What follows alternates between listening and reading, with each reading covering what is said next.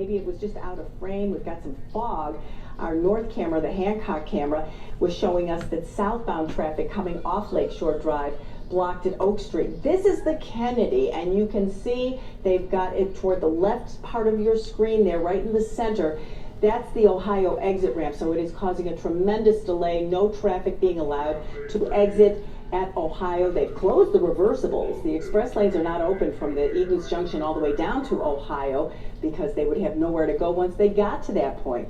We also have closures on several ramps on 9094. The Kennedy and Dan Ryan, every single exit ramp between Division and Roosevelt, those ramps are closed. No traffic is getting through, so that is causing some delays. As you can see, we have no access coming in on the Eisenhower beyond the Jane Byrne interchange, so they don't want any traffic coming in on Ida B. Wells Drive.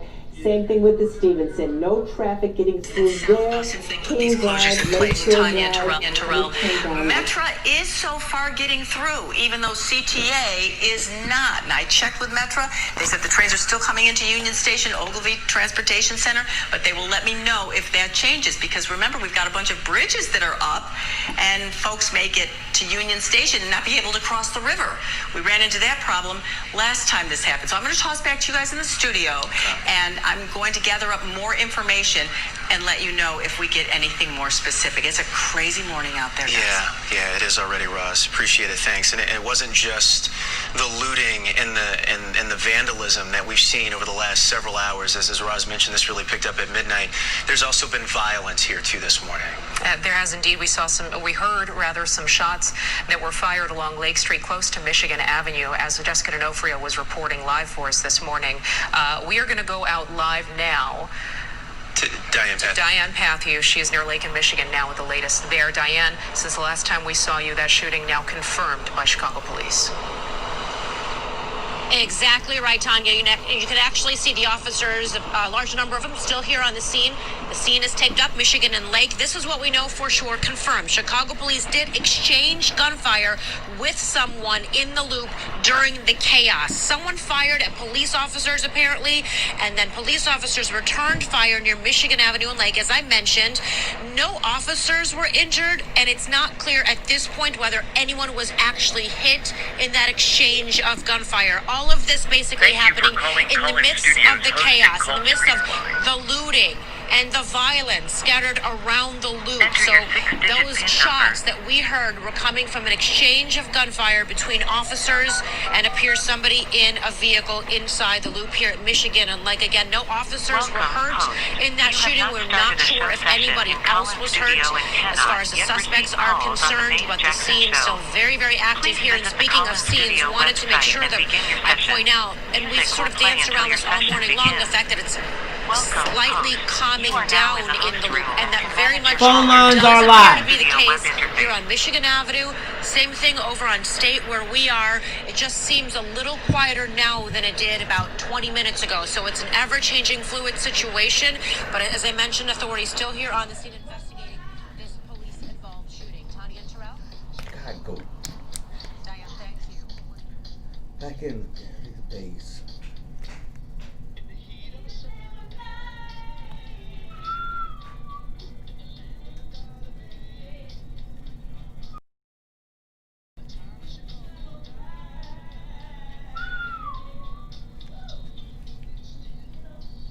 Name Al Capone, try to make this town his own. With the forces of the law, I heard my mama cry.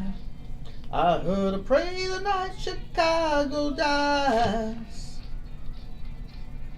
What a night it really was, brother, what a fight it really was. Glory be, mama cry. I heard her pray the night Chicago died. Oh, night it really saw. What a fight the people saw. Yes, indeed. Hey,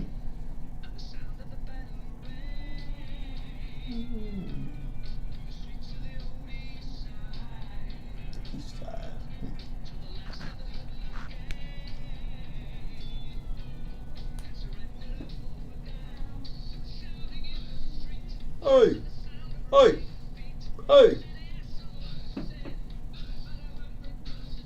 heard my mama cry. I heard her pray the night Chicago died. What a night it really was. Brother, what a fight it really was. Glory be.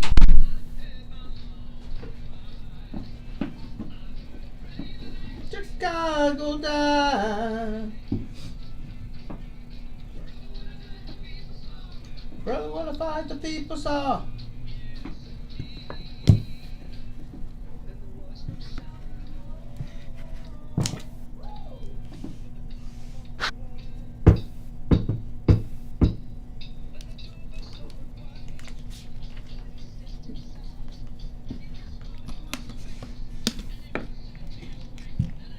Chicago died. Na na na na na.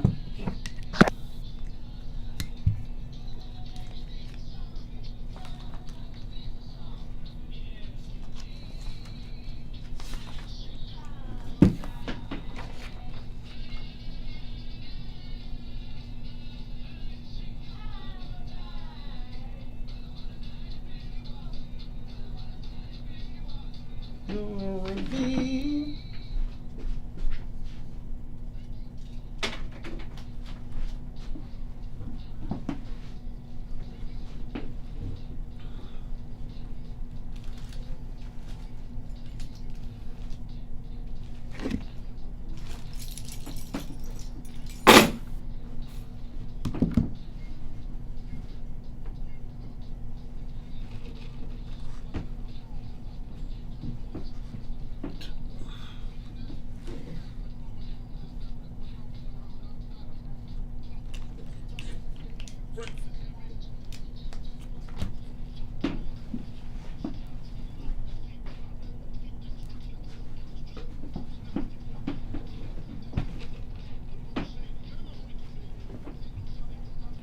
May see me in DC at Howard's homecoming with my man Capone Dummy.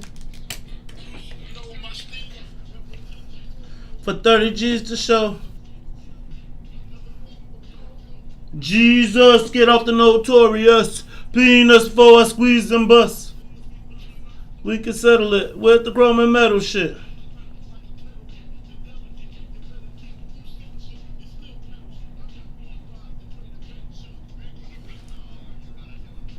Kick in the door, waving the 4-4. All you heard was Maisie, don't hear me no more.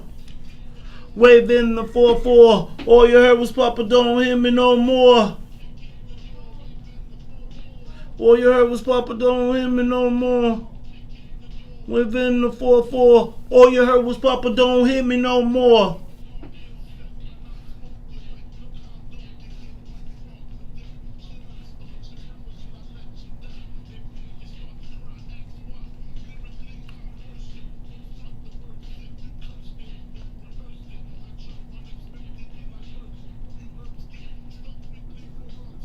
Show money.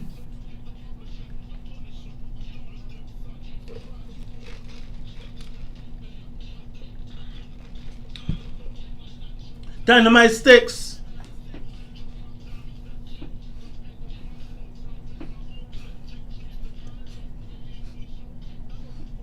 Switch.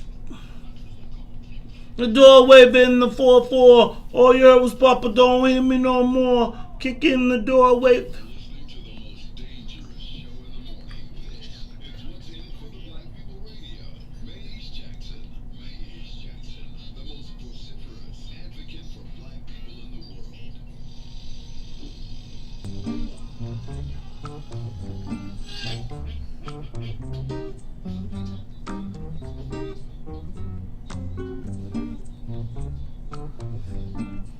Ain't no hocus pocus. They will all know us.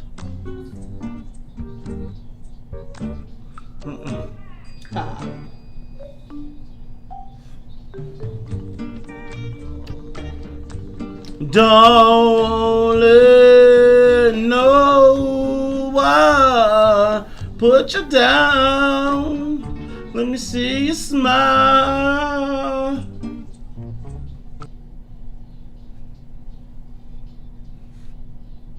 You go. Shine, shine, you're beautiful inside. Hey, rise up, Don't you know you can wake up, Chicago, wake up, world. This is the Maze Jackson Show. I'm your host, Maze Jackson. Got my co-host, Todd Stroger. Hey, Todd. Hey, Maze. We are talking about the re-burning, the re-looting, or is it a second revolution? Maze, of what's happening downtown earlier, but I wanted to pick something up for you. So were you on? You must have got off on 87, so you stopped at 87. It was just too crowded. I couldn't get anywhere. At 4 o'clock in the morning? At 4:30 in the morning? I did see Sonia's at 4 o'clock. They were looting at 87th, but if you want, you missed it. Yeah, if you want to go to get the good items, you're gonna have to go downtown, bro. Well, I think the good items. I think if you want to get the good items, I think you need to get out on 63rd, 79th, 87th, because they will be on sale today. My mother told me something once. She said, what'd she tell you? My mother would shop everywhere. Okay. I mean, retail stores, everything. So there'd be all kind of people, and she'd say the poor people always shopped. At the richest stores? No, they shop at the secondhand store also, but they always buy the worst products. So instead of spending $1 for a shirt that didn't have a hole, they spend $0.25 and get a shirt with 2 holes in it. I don't get it. Well, now they ain't trying to do that. Now that's the whole point. I don't get it. Why would you do that? Well, I'm gonna tell you what. So I guess I got 2 things. First of all, we're gonna decide whether we're gonna call this an uprising. It's ain't an uprising. An uprising is when you actually take over something. This is some. They took over. They took over the East. They all going home in the end, or to jail. They're going to one or the other. All right. The Fed. Wait a minute. We didn't. Hold on. This isn't martial law yet. Hold on. Let me just ask the question. Are you asking for the feds now? Is that what you're saying? Because I thought we don't. No, I mean, hold on. Y'all can't have it both ways. You cannot have it both ways. They are, and they taking people. They said they were not always here from what they said. Right, but they also said they weren't going to be taking care of putting soldiers on the streets. They said they were going to be focused on the gun crimes and prosecuting repeat gun offenders. That's going to be the National Guard call again. No. Nope, we don't want the National Guard. I don't care what you want. Let it ride, dog. Let it ride. I'm saying something. Let it ride. He's saying that, Sonny. Wait till tomorrow when they come down his street. Like, man, hey, they left from my street. You keep talking. You act like they. I saw the posse mounting up. Like, no, I will tell you this. Now this is okay. So you know what, Sonya? Thank you. If you are just waking up. Look at Sonya producing us, like, get it together. Mm-hmm. In case you are just waking up, the re-looting or the re-uprising of Chicago is occurring as we slept. I woke up this morning to, first of all, I got a morning routine. So I wake up, I got my phone, I go to the bathroom, I sit there for a minute, I scroll through and I see Sonya is like, hey, looting on 87th. So I'm looking at the time, I'm trying to wipe my eyes and everything. Let me stop. Anyway, so. And you're thinking, I could use some orange juice. And I see Sonya's alert, then I keep scrolling and then I see ABC7 is live and Cheryl Miller is out. And I'm like, Cheryl only does nighttime. Right? And it is nighttime, but she's the weather lady. She was literally out in the streets reporting as people were running by cursing like FTP. I was like, wait, like how you think you're watching a repeat or something? Right. It reminds me of when I woke up sort of on 9/11. When I woke up on 9/11, I thought that I was seeing a replay of when the first time they attacked the towers. Right. And then I saw the second plane come in. I've heard other people say and I was like, right? And so when I really got it in, I realized, I was like, I thought this was a replay. But then when I saw Cheryl, I was like, no way. And then you start seeing, then you see ATMs out in the middle of the street. They said there was shootings at police officers. There was an exchange of gunfire. No more cash. Back inside of the Macy's store was back at it. They took Rush Street. They went to Yves Saint Laurent. So in case you do not know what's going on, the relooting of Chicago, not the relooting. I'm gonna call it an uprising until y'all tell me something different. Come on, Maze, Sonia, let's move on down to Taylorville and. So we can get shot there. Am I yeah? Well, for a different reason, right? Okay, so here's what I'm wondering. Well, first of all, in Taylorville, they gonna take the same thing like Little Village in Pilsen, except they gonna be standing across the expressway. Like it ain't gonna be across 26th Street. They gonna be like, oh y'all niggers ain't coming here. Y'all niggers will not be here. Look, y'all, we're gonna talk about this because it kind of changed my show up this morning. It's literally happening right now. First of all, I want y'all to give us a call. The phone lines are open because I want to know what you're thinking. 872-259-7474. Hey, look. 872-259-7474. Happy birthday. You know what? Hey, we got so far. Speaking of which, it's Janine's birthday. Happy birthday, Janine. Happy birthday, Janine. It's my sister Yanni's birthday. Happy birthday, Yanni. It's a really important day for everybody. And it's my son, Mazon. His birthday, Mazon the 2nd. It's his birthday. He turns 15. Whoa. I thought we were going to get a permit today. I don't know what's going on downtown now. Yeah, I don't know what's going on. I was like, man. No, I know you're not getting one from downtown. Well, I'm not going on 95th. Go to Lexington. Lexington, Kentucky? No, Lexington, the street. On the west side? Yeah. You know what? That's probably the closest one to That you. is probably the closest one to me. And probably, let me stop. Let me be quiet now. Hey, look, y'all. I'm so excited for my son, though. I don't know what car he's going to drive, though. I was just thinking about this. I know he is like, wait, I get my permit and he ain't going to get to drive off the lot. And he certainly ain't going to be. I got to buy him a car to learn how to drive it. Yeah, get him a Alfa Romero with a stick. Tots. About 2,000. Man, don't get him a new one. Get a 2,000. I should get him like 2,000. You know, back in the day, you would think that was something, but now that's like 20 years ago. Yeah, that's like you give him a 2,000. I used to be like, oh, I can't wait to get a 2,000. Wait a minute, it's 2020. Where did those 20 years go? All right, y'all. They probably went. Look, oh my God, look, Sonia's like, get it together. First of all, you need to be thinking about working from home today. If you work downtown, you need to be. So let's say this. I was watching. It was Friday traffic today. They said the expressway. So CTA service is stopped from between Fullerton and Cermak and Ashland. So if you live in that's a far, long way away. You cannot come downtown. They are shutting all the exits off coming downtown, which makes me say the bridges are up as well. The bridges are up, so we want to make sure that we do not fall off, y'all. Look. We were going to do a picnic today, but I think we might have to do it in our backyard. What was you planning on doing? We hadn't figured that out. First of all, we don't do picnics here. We do cookouts. Picnics mean they're going to pick a knack. So, no, it doesn't. But okay, well, we Urban Dictionary, we have changed the meaning, so now you got to say. Yeah, you urbanites always changing things. All right, look, y'all. This is the Mace Jackson Show, and I want y'all to give me a call. 872-259-7474. 872-259-7474. Tell me what's going on out there. I'm gonna do it one more time for the people in the back. I'm gonna call Janine and tell her to release the hounds. 872-259-7474. Call me, tell me what you are seeing out there. This is What's in It for the Black People Radio on WBGX 1570 AM. Man, we had so much to talk about today, and it's all changed up. Todd, we got a new show launching today.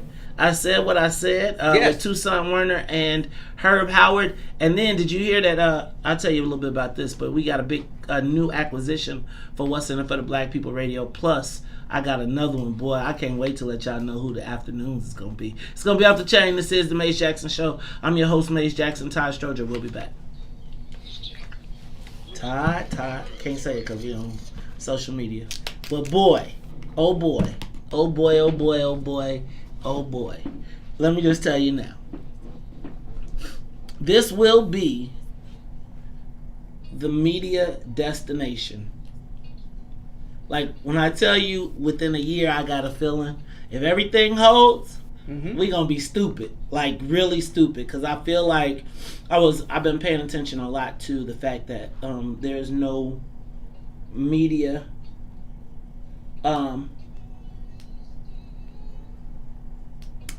there's a lot of places are looking for content. We're gonna have a full roster. I'm gonna be honest with you. I really want to buy a station. Like I want to put together. What you got in your shop? What? I want to put. You could get a station for like $1 million. Really? We could get us. I feel like I could put together $1 million. You know, Janine and I tried to buy a station. Speaking of 20 years ago, about 20 years ago. Really? We just couldn't get a group together. And you talk to people with money, like, wow, that sounds interesting. No, that's okay. And we couldn't do it by ourselves. Oh man, Maze, I'm almost a small Maze. I'm a small Maze. I'm the Maze who thinks of things but never actually does it in the end. Well, so You're the Maze who thinks of things and actually does it. So why don't you join me? Why don't you help me? Let me help you close. I'll have to sell one of my kids to the Ukraines or something. No, you really wouldn't. I mean, I think Todd, you really underestimate your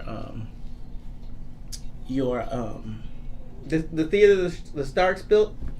I went to the SBA to see how could I start a theater. I figured that would be the great spot, and then about 2 years later, bam, they had one up. So here's what I think. I think that you just don't know. I think you know the people and you know the process. You know what you remind me of? I'm hurt already, and he hadn't even said it. You know what you don't necessarily have the personality, but you know what? You're like. You know what? One of your best friends said to me the other day. He was talking to somebody else. He said, you know, we would go to ask for money, and Todd would not. He wouldn't care if they liked him or not. He'd be like, unlike all the other politicians who want that you try to be friendly and stuff. I'd be like, man, this is business. Let's get this done, or we're all in trouble. I'm gonna tell you that it's probably the same person then that I'm thinking of. But what I think with you is that you remind me of that dude. He doesn't really have a good personality. His partner. No, I told you he'd hurt me. No. He knows the process, and if he can get the process, the other person has the finesse. Hans always says that it's not Bill Gates, it's the other guy. Yeah. Who's still rich as hell, but yeah. Wozniak. Yeah, Wozniak. You're right. See how I got them all in my head? See, I know how this thing could work. I mean, I feel like if you knew your value and somebody knew how to price you and place you, I think you could do very well. I don't think you're the closer. I think you're the process guy. I'll tell you about it in a minute. It's my like around. And credibility.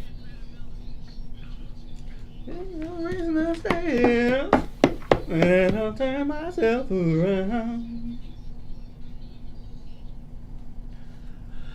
This is the Maze Jackson Show. I'm your host, Maze Jackson. Got my co-host, Todd Stroger. And hey, Todd, we're going to go to the live lines because in case you did not know, we are waking up to the second uprising or the relooting of Chicago. Or maybe just Armageddon.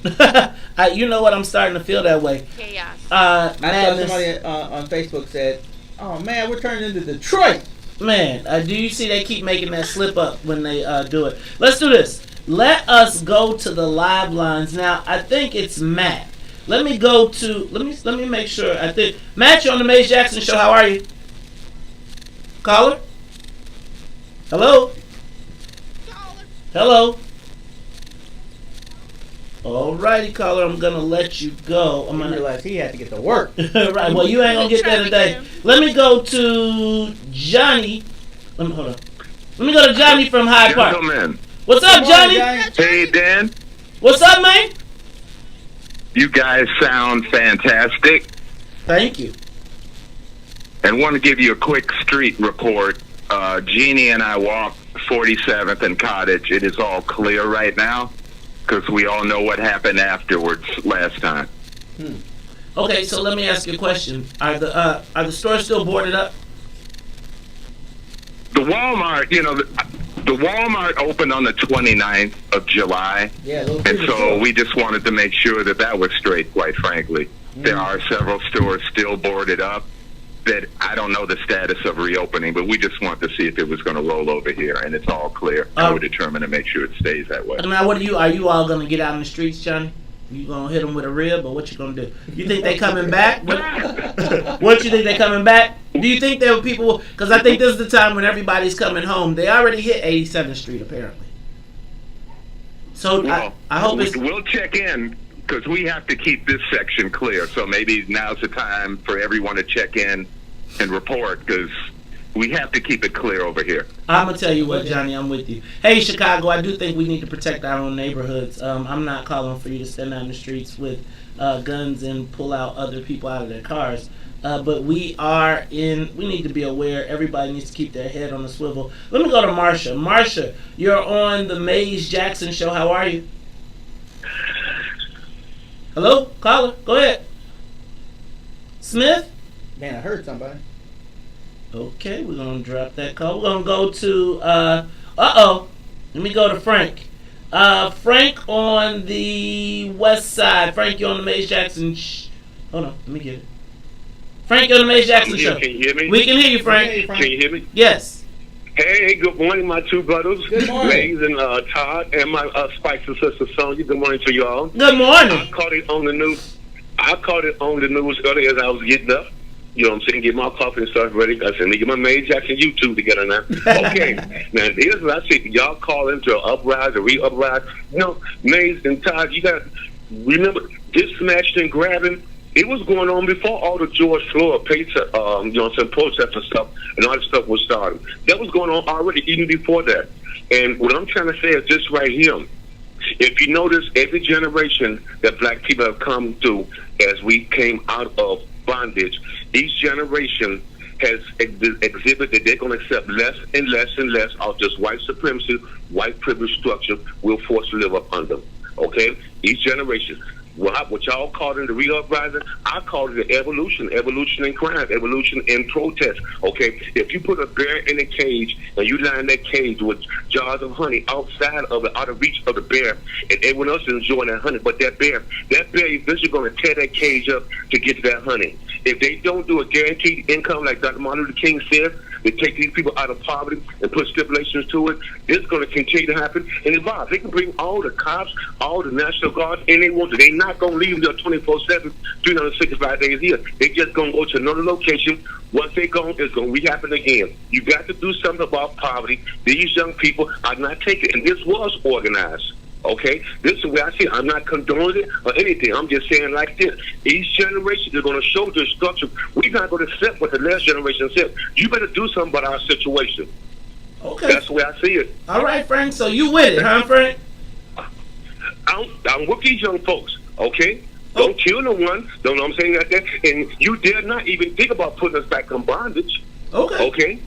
You're going to fix our situation because we tired of seeing other people to stop and see short and drive these nice cars, and we got to go out there and jack someone and have a freaking car. Okay, Frank. You know what I'm saying? Frank, I These hear young you. people are speaking out. This generation is speaking out. We're not going to accept what the last generation of blacks have said. And it's been that way ever since we left bondage. Okay. You cannot stop evolution. Okay. You can't stop it. All right. And any kind of way, it's going to evolve. All right, thank you, Frank. I appreciate you, man. Hey, Frank feels strong about this. You know what? But Frank, it's a two-way street. Some evolve, some devolve. Everyone's not going the same way. All right, let's go to the live line. We're gonna take another caller. Caller, you hold on. You're at this Maze Jackson show. I know you hung up last time, but we hung up on you. Come on, Marsha. Hello. Okay, you just hung up again. Okay, we're gonna put you on the queue. You can come back. Look, y'all. This is the Maze Jackson show. I'm going to run you a couple real quick more things. In case you did not know, if you're just waking up, downtown has been liberated. Is that what we want to call it? No, they reliberated. They Protest. Wait, they liberated the Yves Saint Laurent store. They liberated the Timberland store. They liberated the Walgreens. Let me go to the live line. Caller, you're on the Maze Jackson show. Hello. 9527, you're on the live line. Hello. Is it me you're looking for? Tell me how to pick up your call, 'cause I haven't got a clue. All right, y'all. Let me just run through a couple quick more notes. When we come back, Todd, I can't wait to ask this social media question of the day. But first of all, can I send a big shout out? Not a big shout out. My sincerest condolences to my brother Keith Harris. Keith Harris is from Inglewood. Keith Harris, since I first started working in the 6th Ward when I was trying to get Kerry. Keith was working in the office with Fredrina Lau, and we kind of hit it off. And since that time, I remember being on the streets when we shut down the street. Every major movement, every major thing that has happened in Chicago, Keith and the Inglewood Task Force have been there. Keith has been on the front lines of fighting violence. I remember when I went over to the 17th Ward to see the track opening, and I was on the phone with Keith, actually, Todd, when the shots rang out. And he jumped out. He was like, man, I got to get off the phone with you, man, because I got to get out in the streets. I got to get to work. His son was killed tragically this weekend. And I want to make sure that we show Keith all the love. And, I didn't, how you don't even, I ain't called. I don't know what to say. Just, brother, I'm here. Yeah. Text me, call me, tell me what you need. But I want all of the Chicago black activists, I don't know what community, because I don't know, I want to call him an activist. He is a community leader and a fighter. And it's such a shame to see when someone who is on the front lines, like he used to be like, get off your porch. I'm like, man, them dudes crazy off the porch. He's like, get off your porch. So I just want to make sure we show him some love today. Also, Todd, in case you were not watching my Facebook page this weekend, I don't know why you wouldn't. What's wrong with you, man? Ricky Hendon is joining us. I saw that. Ricky Hendon. So I was watching it. Ricky Hendon is going to be joining What's in It for the Black People Radio. He'll be doing. That was my something new yesterday at dinner. We all had to say something new. You know what, Todd? I'm gonna take some dinner pointers from you, man, because you like the Brady's. Like the break, sometimes I gotta sit down. I know, the kids probably be like, "This is corny," and then they're gonna be 20 years. That's right. Right, but tell me something. Tell me something new. Wow.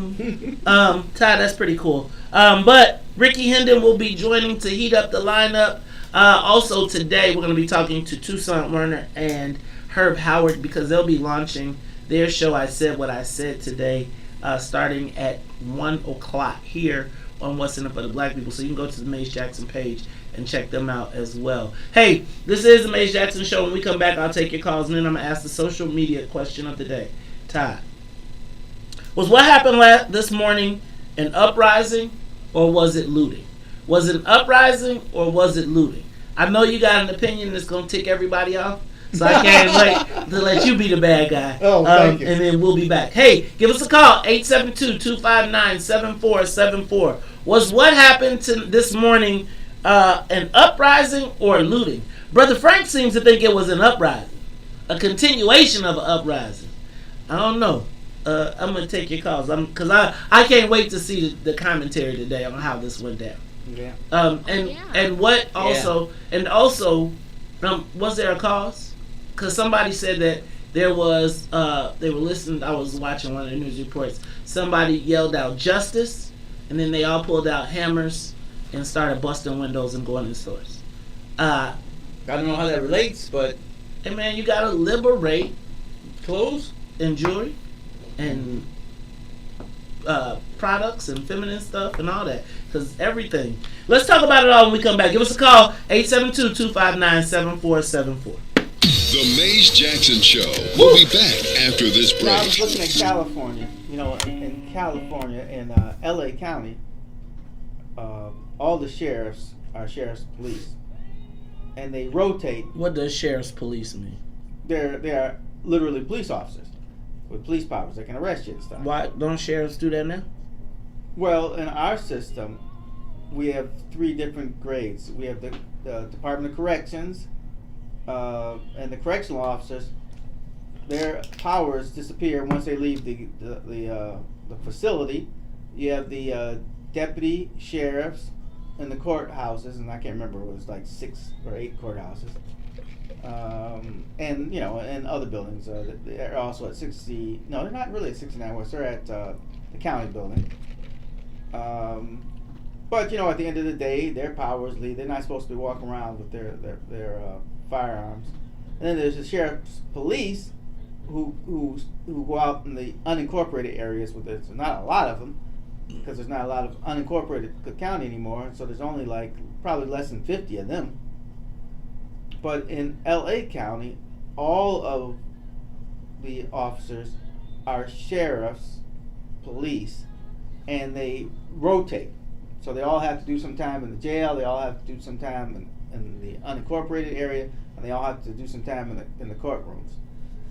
So if there was a need for a larger police force, the sheriffs would be trained to do police activities. That's what I'm saying. And the city could ask them for help. I don't know if that's a good idea or a bad idea. I mean, it would be good for patrolling, you know, when you want more people out on the streets. Right now, the sheriff's police actually patrol. They'll do some things, but if that large force that they have, if you combined everybody, was trained, they could do more out in the streets. Just a thought. I don't know if police are the answer to this kind of stuff, though. Well, for this kind of stuff, it's probably more like the National Guard to keep people from just going just anywhere and doing anything. You'd have to put in a curfew and all that stuff.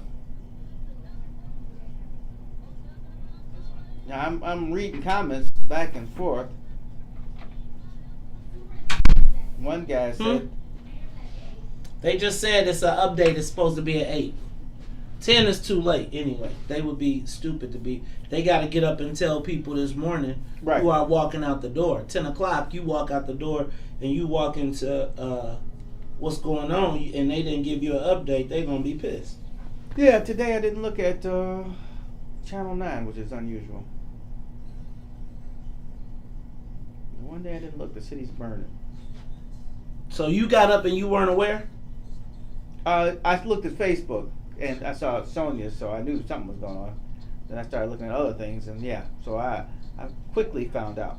And it's Jedediah Brown's birthday today too. Yep, August. What a month. My brother's birthday will be in 4 days. Here's my newspaper. Today is the 10th. 9. Oh, here it is. Your e-newspaper has arrived.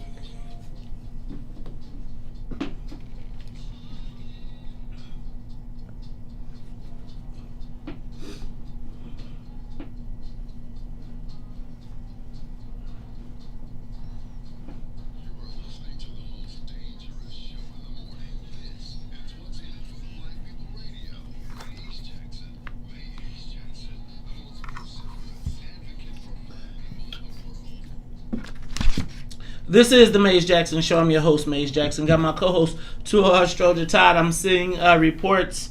Shout out to my news network that's out there, saying that the mayor and David Brown are going to be going live. David Brown and the mayor are going to be going live at 8 o'clock. If they go live at 8 o'clock, we will be going live from the mayor's press conference, and we will be playing that audio for you. Actually, coincidentally, Amisha Cross will not be able to be with us today. Hey, y'all keep Amisha in our prayers as well. She is going through some things with her grandmother, and so we want to just keep everybody family tight and together. I want y'all to give me a call, though, because I really want to talk about this. 872-259-7474. I woke up this morning and I saw... I saw the downtown. I saw Cheryl, what's her name? Cheryl Miller? Cheryl Miller, the weather girl, the weather woman, the weather lady from ABC 7. And she's a meteorologist. There it is. Thank you, Sonia. Like, get it right. Meteorologist. The weather lady is that's just when they hire somebody and say, hey, you talk about the weather. Okay. Well, I'm going to tell you.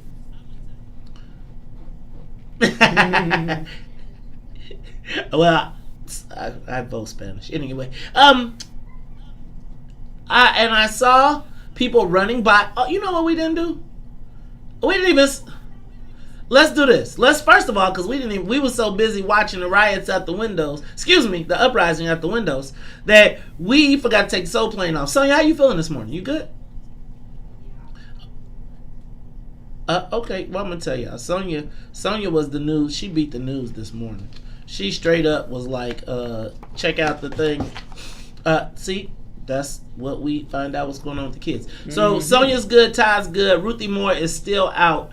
She'll be back next week, I believe it is. Right. So let's do this. Let's get the Soul Plane up to 60,000 feet. We are up and away, and we are looking down at the city of Chicago.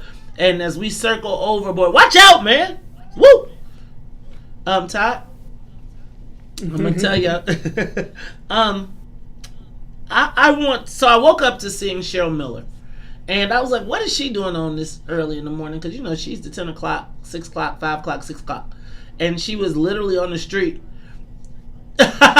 She starts, right. She was like, she took our weather plan and was like, let me go out here and run around. So she was outside, and I saw people running by, and then I heard, F the police! But except it was real. And she's like, I want to apologize for the profanity. And I thought I was looking at a replay of what happened, but it turns out that there was worse. People were running with purses and all type of stuff.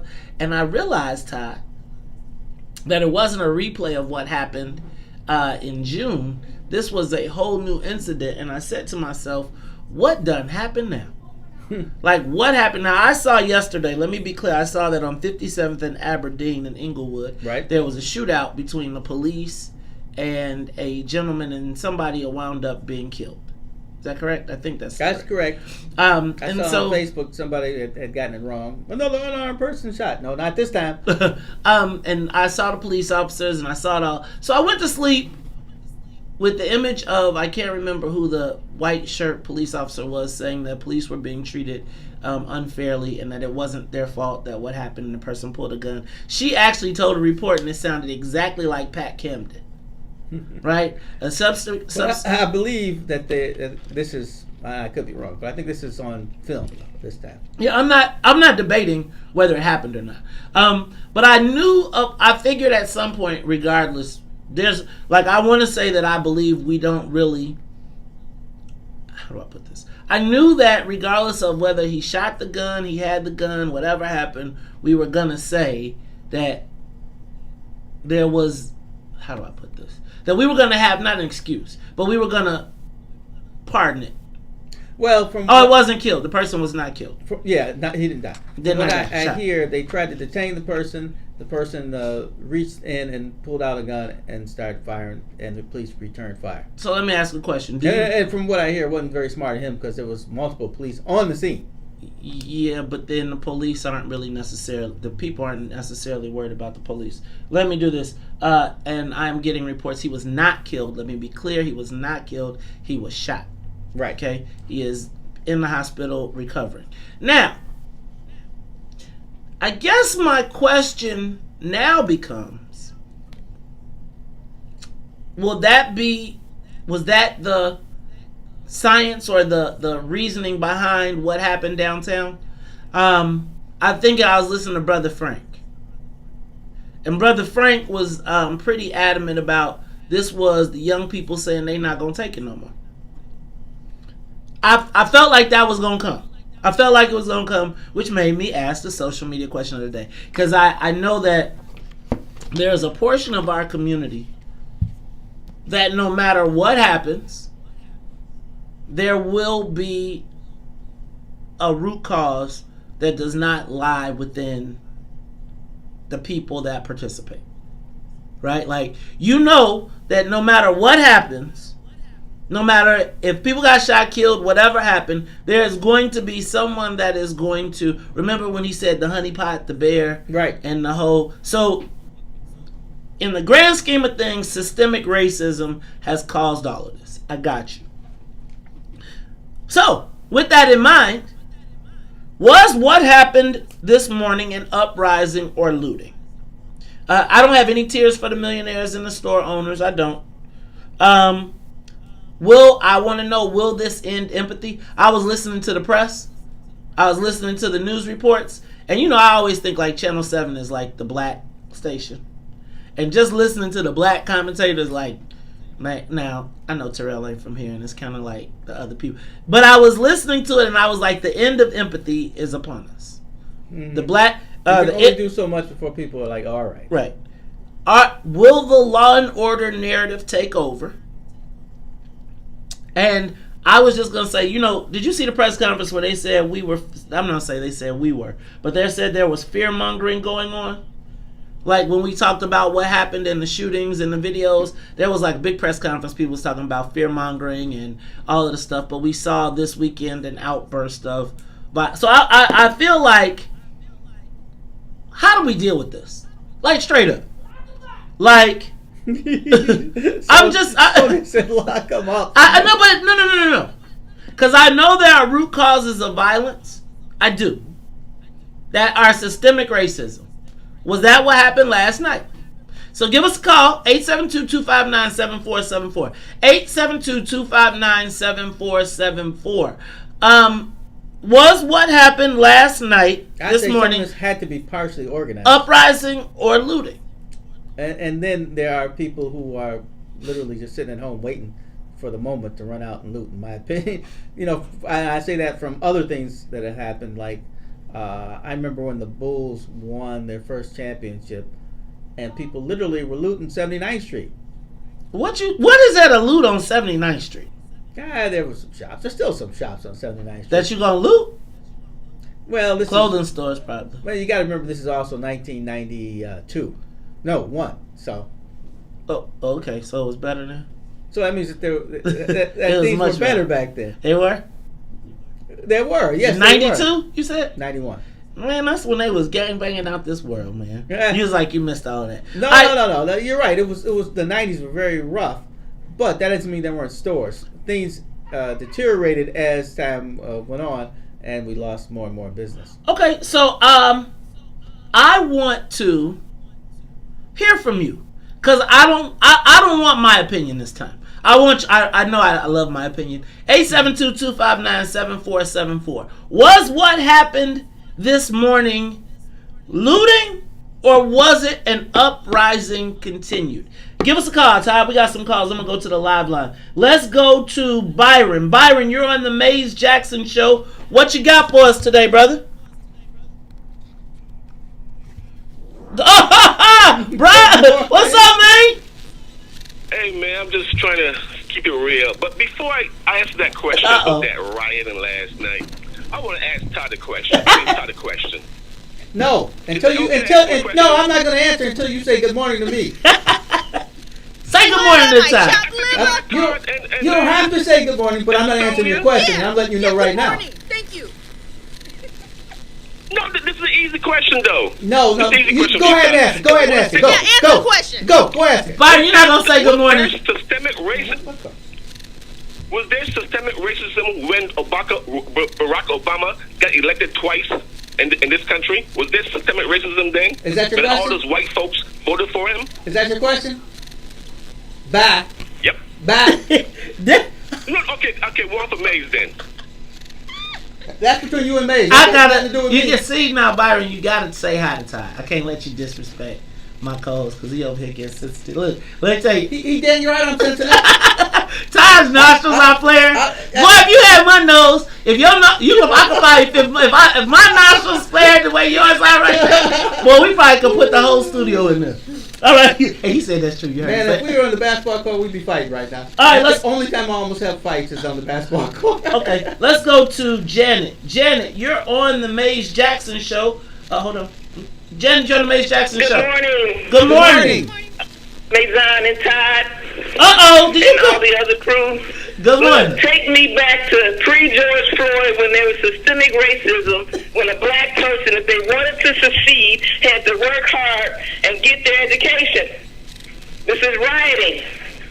Yeah, it is rioting. Okay, see, I thank you, Janet. See, I think that one of the things happens. I keep telling you that the narrative for this has been hijacked. And now I really think, like I was just listening to the news, they might as well have said, invite President Trump. No, I'm saying, they might as well have said, like when them white people was describing how it went down for the East, they were like, if you pay to live in the Gold Coast, this is your reality right now. Right. That's what they said. Going for your morning jog. But that's you have to jump over. Yeah, right. Glass. Glass there. I'm gonna tell you. Well, right now you're jumping over people. I'm not doing that. I woke up and I was on my way here and I saw a tire in the middle, broken glass and a tire, like, but not. It was like a tire, as in that part of the axle was still there. Really? And it was in the middle. I stopped and took a picture of it because I was like, and then as I was looking at it, He was sitting at the 311, you know. a police with blue lights was passing by, and it was still, but it was eerie. And I was thinking how close we are to the police station, and I was thinking like they were batting down to get ready for what was next. Todd, I'm gonna tell you. I'm reading Brother Patah. Shout out to Brother Patah. Happy birthday. Yesterday. For him too? Yeah, it was yesterday. Oh, Yesterday. cool. But he was saying they were brazen and bold out there yesterday. Like brazen. And I was watching, like, if you watch these videos where the people was taking the ATM and then it fell out the car and then the police tried to run the people away and then 100 people swarmed it. That is the funniest part of the barbershop. Right. Except they figured it out now. They done figured it out. Like, when that came out, you didn't know how to do it. Now, clearly, there's a new system. They have figured out how to open up ATMs because if you pay attention, they're going after it. Right. Right? I just, give me a call. 872-259-7474. Uprisings or looting? I want to. I really want to help y'all understand that I really want to go back and play the news. I want to play the news because when the newscasters, the reporters that are out there, I've seen people in the middle of Beirut, real talk, who'll be like, hey, yes, we're in Beirut, and you heard the lady, the police officers, I mean not the police, but the news reporters saying we had to move because they told us to get out of here, and then they started videotaping us, and they were worried about the looters or the uprisers coming after them. Really? And then they were worried. They said they started videotaping us. Now, can you imagine being on State and Lake as this is going down and you're broadcasting in the window and people are running by? Wow. No. I mean, can you imagine that? Like, They did reinforce those windows. I'm sure, you know what? I know they reinforced the windows, but it's still got to be, like, there's a point when reinforced windows ain't going to save you. Yeah, that's true. I mean, I guess my thing right now is with the lack of, the fact that somebody would go in and, how do you put this? I feel like glass is an imaginary barrier, but it is a psychological barrier as well. As those windows continue to break, I think we're seeing a new normal. I almost felt like I was wondering, was it like the clubs got out and everybody said, all right, let's go? But that really wouldn't have been the case because they shut down all the clubs. I don't know. But I do want to talk to us, y'all. Because I think this is something we got to figure out. Because do you understand, right? Like, there's going to be a response to this. Oh, yes. Got to be. There's going to be a response. The mayor is going to be going live with the chief of police at 8 o'clock. Now, you know she's going to be done called everybody type of savages. She's going to be like, this. Can we guess the phrases? This can't be our reality. Our children are watching. These people that have... Shit, you know what, Todd? The bridges were back up. You know, this reminds me, I think I mentioned this to you before, when our Janice's cousin, who's probably, now she's probably like 28, when she was in high school, she had a friend who could, at any moment, call 50 people and they would go out and do something together. I think that's what pretty much happened yesterday. There were people like, somebody was like, all right, come on, my group's going out, and once they get out, other people who had those type of groups said, come on, let's go do something. And they were out in the streets. You think? How do you think it happened? I mean, people just pop up out of nowhere. No, I don't think they pop up out of nowhere. Like daisies. I mean, help me understand this. And okay, I know this is going to be a dumb butt question. And you realize that where the parents their only safety is in numbers. Well, that's the challenge for the cops, right? Now, I don't even know what the heck to do, because I'm going to tell you like this. I'm police officer. I'm sitting it out, yo. I'm sitting it out. I'm not. I can't see how it can go well for 3 police officers or 5. I'm sitting it out. Yeah. I'm sitting it out, and I'm not arguing. I think social media definitely helps. I think once, and then the fact that you find out that it's going down and you can get away with it, because again, they're still not arresting or locking the people up. And right. will they build this as peaceful protesting? And they don't have the numbers to do that. They would literally, in my opinion, probably need like the National Guard be like COVID with them. They'd be like COVID in the hospitals and the jails. What do you mean? Then everybody would be like, you put me in the jail. Then we'll get sued because they'll get COVID sick, exposure. right? Yeah. All right, give us a call 872-259-7474. Was what happened this morning an uprising or was it looting? I got a feeling that when we talk today, we're going to hear a lot of people telling us about the systemic racism that drove this. The systemic racism right now, though, a lot of people can't go to work, right? A lot of people. So let me just make sure you're clear. If you are, we don't know exactly what the plan is right now. We're going to hear from the mayor at 8:00. But if you are just waking up to What's in it for the Black People Radio, understand that there has been an uprising. Y'all ain't told me. We still got an uprising downtown. Now I got calls, so I'm gonna take your calls when I come back because I gotta go to I'm gonna take your call when we come back. But I guess my question is, hey y'all, uprisings, riots, looting, what was it? What happened last night? What drove it? I'm gonna tell you this though. If you listen to all the news reporters, at least the 430 ones, there was really no empathy for what was happening. And I'm going to honestly tell you that these are the narratives that help the president. I'm telling you now. And do you think that the mayor is going? Who do you think the mayor comes out and says? Like the police are, because again, and if you're a police officer, are you getting this? I want to hear from some police officers too. Like honestly, I know we got black police officers. I know y'all worried about getting in trouble. I won't put you on blast. You don't got to say your name, but what? 872-259-7474. I want to hear from everybody, and I want to hear from the people. Because it's going to be a whole group of people that's going to be talking smack about this, right? This conversation. Because tell us what's up. I want to know from the community violence interrupters, the people who are on the ground. I'm not on the ground every day. I ain't going to even lie. Right. I'm not. So I want y'all to tell us, what is it? What do we need to do? What resources do we need to provide? What can I do? I mean, I hire people. I employ people, right? What? So my question becomes this. Because this is where everybody goes. Did the village? So does the village start with the parents? What? And then the funny thing is, if you talk about the parents, then I'm going to be the crazy one for talking about the parents. Like, whose parent? Wait. Parents, no, you're right.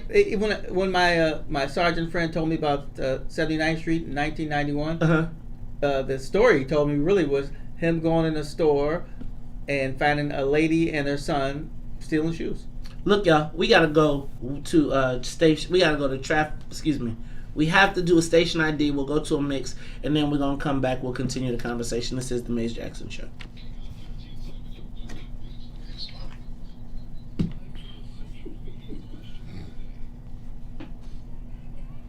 Yeah.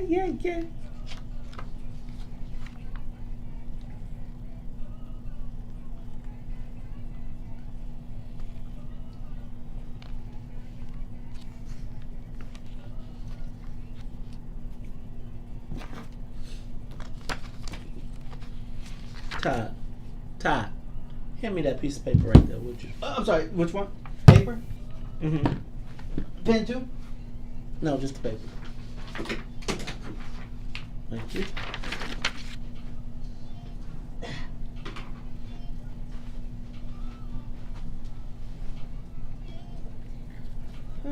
Dr. Lewis car.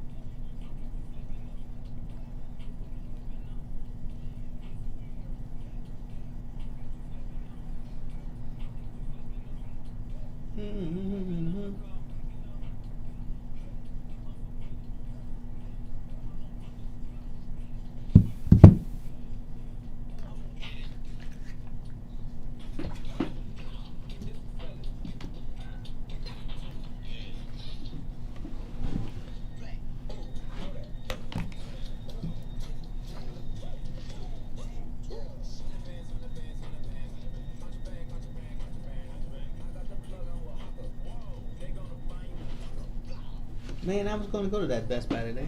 Which one? On 12th Street. But Man, I was too, because I was going to give us a video wall. Dang.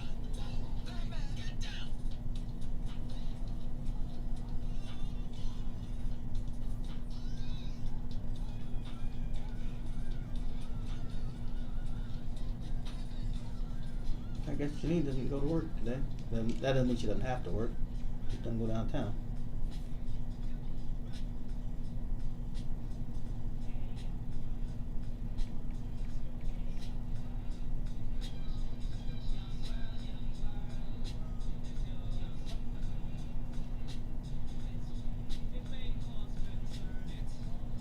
Why don't you listen and learn?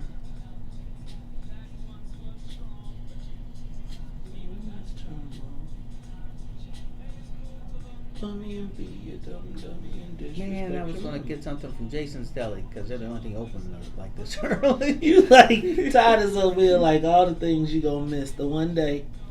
Right, the one day I was going to head that way. Yeah. Everybody gonna close up because of this. Little kids don't follow these dopes.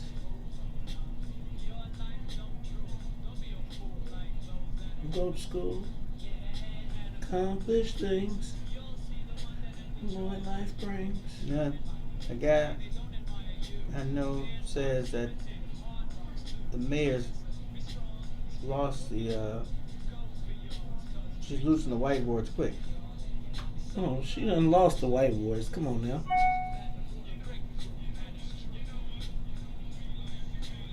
She done lost the whiteboards. First of all, Call in and say yes. 872-259-7474. That's 872-259-7474. Give us a call and say 872-259-7474.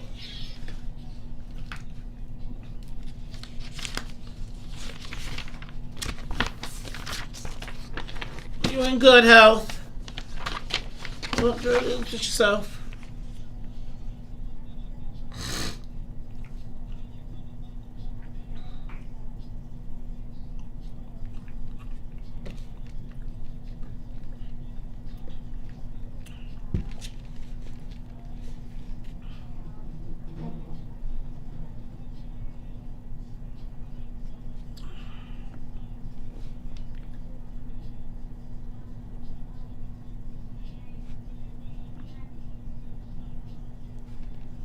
And he watches you.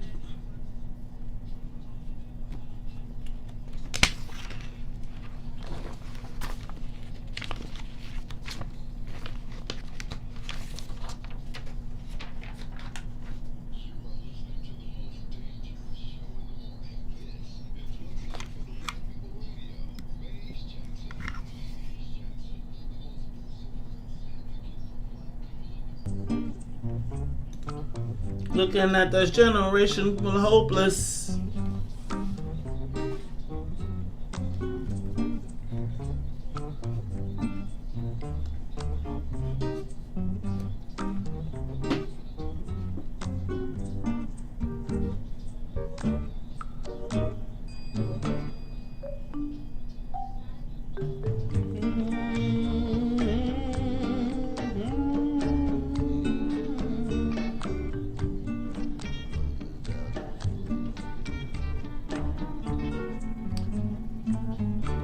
Be black. Be black.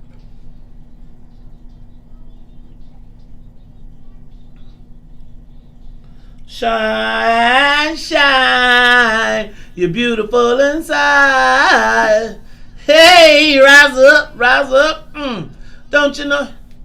Wake up, Chicago. Wake up, world. This is the Maze Jackson Show. I'm your host, Maze Jackson. Got my co-host, Tahar Stroger Todd. We got Sonia Escobar. We are circling the city. We ain't even going nowhere today. We just going to circle from above. I don't think it's too safe to go too far. I don't think we need to go. We might not be able to get back in this bad boy. Look, in case you are just waking up, in case you did not turn on the tube, in case the first place you go in the morning, as it should be, is the Maze Jackson Show, we want to let you know that the uprisings have continued.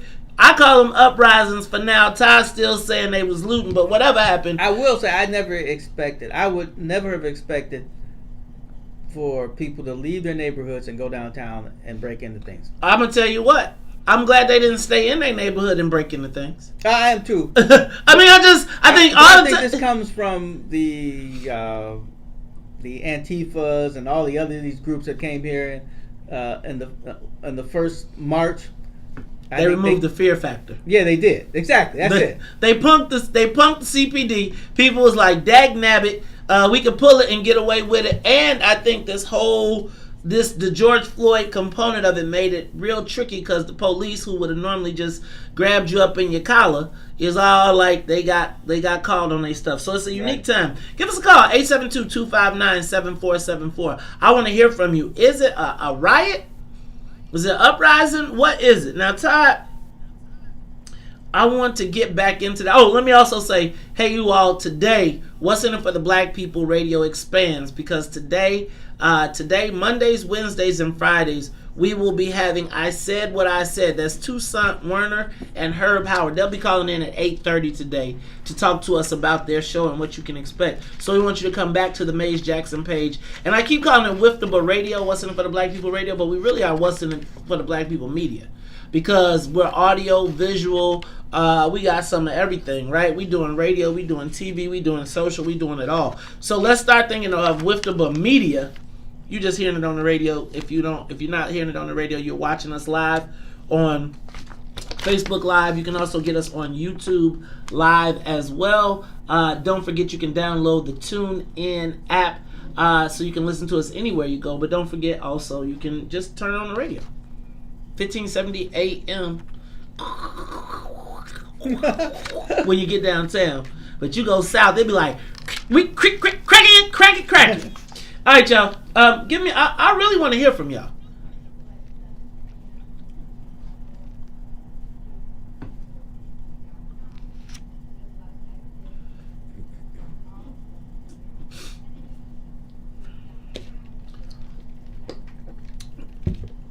We need your papers, sir. Let me see your papers. I mean, and do you think Chicago downtown, like at this point, I think downtown is about to be locked off. I woke up, I heard the bridges were up. Look, this is an uprising, y'all. I'm gonna give y'all what y'all want, right? Is it an uprising? Was it an uprising? Not Claire. Janine says her block, where her office was looted That would be state between Washington and. It wasn't looted. It was up. It was liberated. Uprighted? It was. It was. No, it was liberated. Well, there's a Nordstrom's rack there, so I guess it got liberated. I know that Nordstrom's rack is now free. It's free. Yeah, well, the free. It was free. Let me go to the live line. Let me go to Janet. Janet, you're on the Maze Jackson Show. Talk to me. What do you think about the uprisings? Is it going down? Uprisings, riots. What's going on? Rioting. This is Janet again. I've calmed down a little bit since I called the first time. Okay. The root of the problem is the problem with the root. We have to get involved with these young single-parent families, snatch these kids before they get snatched up on the street, intervene in their educational process so they can learn how to read and write. We need to teach these parents how to parent and hold their children accountable, because you know these kids going to come home with a whole bunch of stuff and their mama going to go, what you get for me? Right. Now let me ask you a question. So I do think that's a reality, right? I think we have a warped. I think we got almost like a warped sense of reality, and I don't even know if all of our parents know what's right and wrong, what's good and bad, and even like I almost feel like sometimes we don't even recognize when we're not right. Like we have families that are operating dysfunctionally, and the dysfunction has become norm, and we actually so much so glorify the dysfunction like it's absolutely absolutely. Yeah, thank you, Janet. I don't know. And wait, Maison. Oh, you gotta stop calling by my mama name. Maze. Yes. We go back to CCC, where I used to attend your parents' church. That's why you call him. Janet, I know you, Janet. You know what? You know I can remember you. You have light skin, and you have I remember you. I definitely remember you. Hey, Janet, it's good. And then you was with the catering company. Well, thank you. Because you were the only person who was calling out the mayor. Well, it got me. It's why you listening to me on a news station. How can we not call out the mayor for this dysfunction? You know, I know she's trying, but you know she has to get a better collaboration of people to help her with this. Man, I thank you, Janet. I agree with that. I've been saying this. See, I feel like, quite frankly, I ain't gonna. Y'all get mad at me when I tell y'all, but there's a lot of money being spent on violence prevention. A lot. Mm-hmm. And the violence is not being prevented.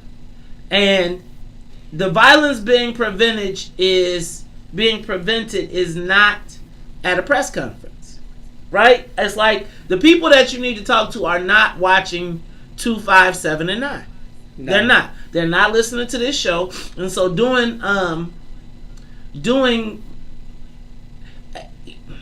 almost feel like sometimes right now with this violence thing being out of control, I think a lot of people have sold the fact that they can control it, and they can't. And so the response becomes, let me lash out at everything. There's real stuff happening in Chicago right now. It is. And it's like, and I don't want to denigrate anybody's family situation. It's like, but it's like one day we go from crying about the people that are being murdered and slaughtered in our community to protecting the people who are doing it. Mm-hmm. And it's like, it's almost like schizophrenic. It's like, if one person says something about violence that you don't like, then it's a whole nother conversation about we got to save the kids. If you say the kids, then it's like, well, y'all got to stop protecting the Look, there are people in our community right now that do not have our best interests at hand. They don't. Yeah, good horse. And it's like, in my estimation, we are protecting it. And I think the other part of this whole thing is like, what's the measurement?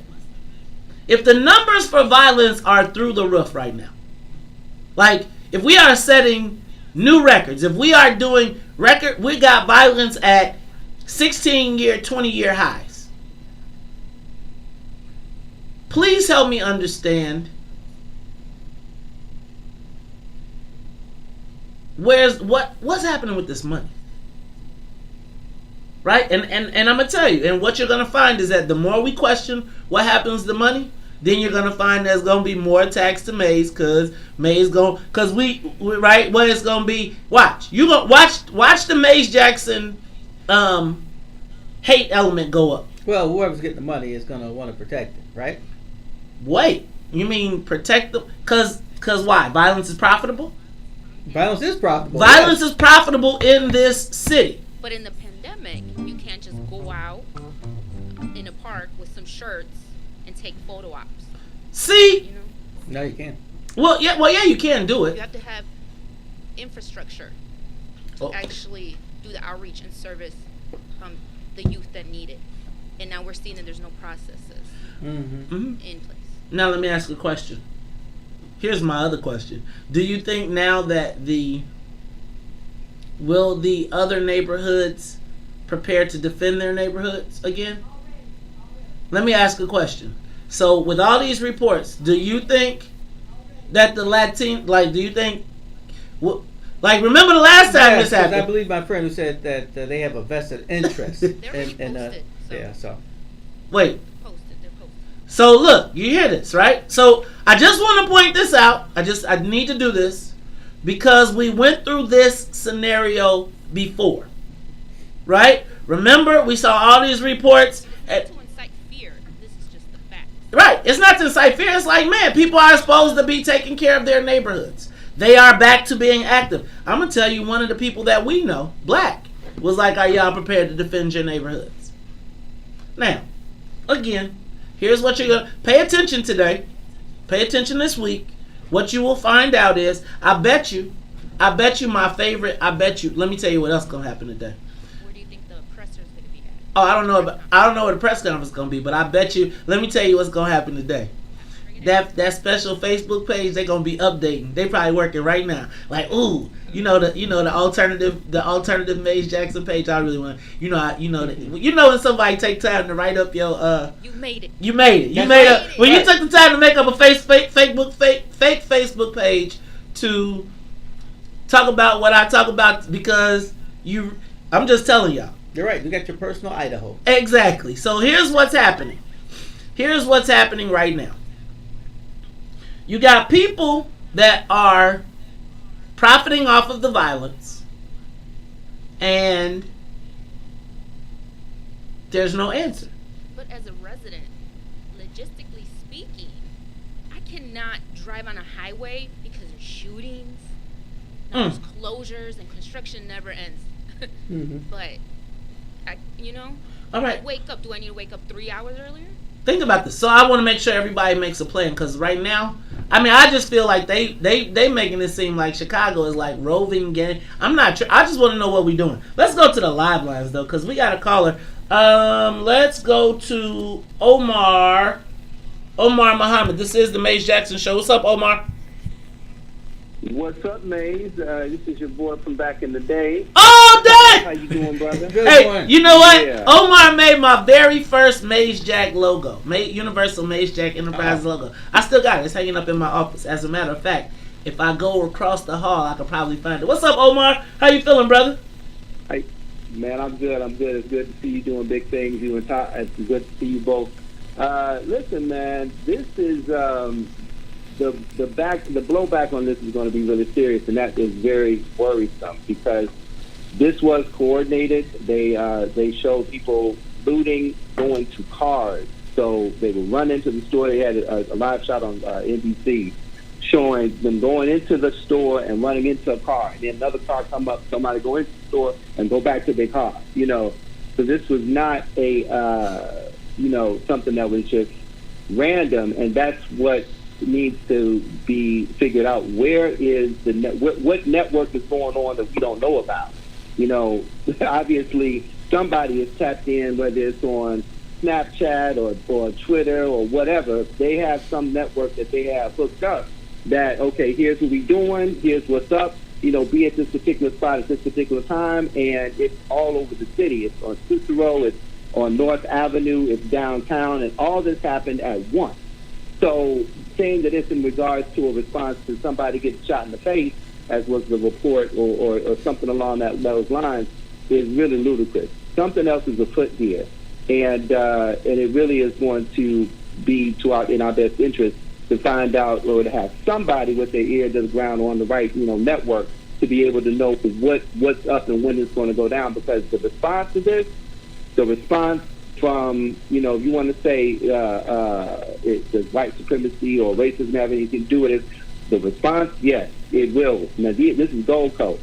Remember, you just had, what is it, FGB Duck, I think that was the rapper's name, get shot in broad daylight on Oak Street, and the brother, nobody else but him got hit. And they found out this happened 5 days ago. They, to this moment, with all the cameras and networks around there, to this moment, they don't have a shot of the car. They don't have anybody in custody. They have no idea. Whoever did that, that's their job. So, and the people, of course, living there, like Zarida Samberlin from NBC News, she's on Morning Anchor. She was listening as this was going down, and she was actually reported as like a witness, like, hey, I heard the shot. So now you got that type of wealth in these type of things going on in that type of sector of the neighborhood. The amount of pressure on Lightfoot and everybody else is extreme. So what's going to happen, and on the other side of this, we ain't ready for that as black people. I'm just being real with you. We're not ready for what's coming down. You're right. This is definitely going to help Trump and everything he's talking about and all that. When Lightfoot told him, I got 2 letters for you, one word for you, one starts with F and the other ends with U. That was a bad idea. He probably called up his cronies, and then here we are. And this definitely is going to help him get reelected. Omar, and that's not going to be good for us. Oh, so Omar, you know what? Because I trust your voice, and even I ain't seen you in a while, man. I seen you. I know you got the mosque. I seen your fancy. You changed it up on me a little bit. But the question I got for you is, man, when you see a brother, don't tell nobody we brought Africa Bambaataa here. We gonna let that go though. We ain't gonna talk about that. I still got our flyer from that. But Omar, one of the other questions I got for you: what role do white supremacists play in this violence? Like this, I often hear people say this ain't all us, right? What role do you think white supremacy played in what happened last night, this morning? It's fear. Look, white people if you go back to what was this guy? Michael Moore's documentary, Bowling for Columbine, where he talked about the fact that America has more guns in the hands of its citizens per capita than anywhere else in the world. And this has, the NRA has been basically a driving force and a bastion of, the old shows of rather pictures of, Charles Heston, raised his gun, struck by a cold dead hand, that whole thing there. This white people operate out of fear, and in the gap is where you can make that money if you are the gun manufacturer and the bullet manufacturer. That's where you can really, and the people that make the fortified bulletproof glass, all that is a lot of money in that. And so unfortunately, they being played just like we being played. But let me ask you, Omar, I gotta stop you though, because I know you talked about the NRA. I'm talking about what role does the white supremacists have in the people that's going downtown breaking windows right now? I get you. I'm trying to thread the needle here. The fact is that when you say white supremacy obviously is fueled by white people. White supremacy, when you talk about this, the way that this nation was built upon white supremacy. And in order to protect white supremacy, you have to sell the fact that people who are in power want to protect those white people, and so they sell you white supremacy, just like they sold white folks Jim Crow. They sell you, we need to protect you, and they give you these buzzwords, the codes, what they give as far as their language. They let you know, okay, this is going to protect you. This is why we need more security. They got, just listen to the news and see what kind of words are bandied back and forth from the politicians to their constituencies and back and forth. They know what that's about, and it definitely is not about protecting black folks. It's protecting white folks from black folks. And this definitely, when you see hordes of black people, you didn't see hordes of white folks. You see hordes of black people. Now, the thing that we don't see, that we don't know, and especially in this COVID time, which is very challenging for anybody, everybody's masked up. You know, and it's cool to be outside, you know, masked from your whole head masked up. We don't know who was the first one to break the window, who was the first one to make that call, who has these networks. Because as Lightfoot said, and she was right, that the last looting that took place, people were organized and hitting the banks, and they were organized. And they had tools, and when they broke in and were successful. And this was at Bank of America. Oh, I gotta stop you right there. I gotta stop you. Go ahead. I gotta stop you. But Omar, man, I'm gonna tell you, you gotta start calling back in, man, because that was pretty informative. We gotta get you in as a a guest. Hey, that is Omar Muhammad. We appreciate your call, my brother. Let's go to the next caller. Caller, give us a call. 872-259-7474. I want to understand, what role does violence prevention play in this? Because they ain't preventing it right now, and I guess. Well, you know why? Why? It's Trump's fault. It's Trump's fault. All right, shoot. All right, let's go to the live. Rodney on the Maze Jackson Show. Hey, good morning, everybody. Good morning. All right. The one thing that I could speak to directly when you talk about the funding and everything, is that the money that's supposed to be for curbing violence isn't going to that. I know that firsthand, because I dealt with a big situation with Senate Bill 1786, where we saw the rash of parking tickets in the black and brown neighborhoods. And what the reporter that I work with on that has found out, that when McCarthy was in office, a lot of those grants that was going for curbing the violence actually went to paying the officers overtime to write the tickets in our neighborhood that was suspending people's licenses. I got $9,000 worth of tickets wrote on a car on a private lot, but because it wasn't fenced in, they was allowed to go on there. And then when I requested the hearing, I never got it, and that doubled to $20,000. And me being a public service worker, almost lost my job with the city. But with that being said, a lot of the money that's going to these non-for-profits as well, that's supposed to be for violence prevention, what are they doing with it? Because when you look at it, you got 150 non-for-profits in East Garfield Park. Ooh. Then you look and see what the conditions are and stuff like that. What's going on? Where is that money going? So I agree with you right there, Maze, and I think that's what we need to focus on, is the money that law enforcement is getting specifically to curb the violence. What is it actually going to? Because when you look at the ticket writing in these neighborhoods, then you got to ask yourself, your activity is for generating revenue for the city instead of curbing violence. Because the violence in the same neighborhood, look at the numbers. They're high. You're right, man. Let me go to Andre Smith. Andre, you're on the Maze Jackson Show. Good morning. It's good that you're bringing this up, because I say this. I've been out here for 20-something years, and I never took a grant or a dollar for violence prevention. One, I blame no accountability. I blame a lot of the politicians who funded their friends and had their friends to create organizations to push their political agenda in the streets. And really, I think that the feds should come in and do an investigation on this stuff. Because if you remember, when Pat Quinn gave a certain person the money and they went into the office, nobody was in that office. That office wasn't even functional. So a lot of these politicians, because they don't have their ear to the ground, gave people that never had their ear to the ground money to do violence prevention, and none of them can get anything done because it never was about preventing any violence. Ooh, Dre, you tripping, man. How you gonna call up here tripping, talking about violence prevention? So I think so. Go ahead. Trey, you hung up? All right, y'all. Look, we gotta go to traffic. Well, we gonna tell her. We gonna. Well, they're probably. I'm gonna tell you what. Traffic is backed up. I don't even gotta know. I just know that if you are trying to go anywhere from downtown and you trying to get to work, you need to call first because you may not be working. All the exits are blocked off into downtown. No public transportation. Public transportation stops at Cermak. It stops at public transportation stops at Cermak, Fullerton, and Ashland on the west. So look, y'all, Lakeshore Drive. It is going down. Last night there were it was an uprising.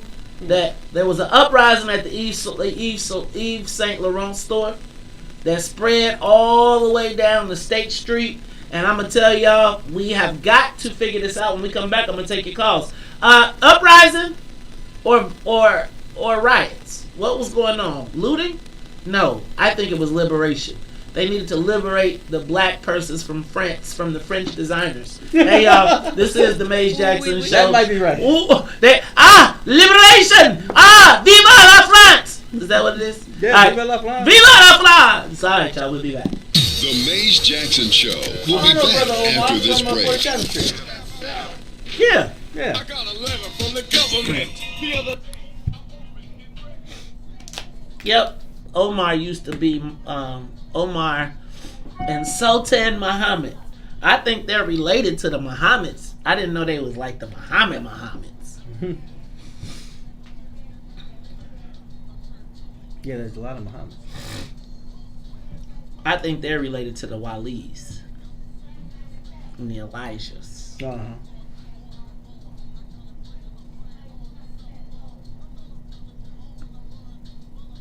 Oh, for Maze and Janet. Onward, Christian soldiers, marching us to war.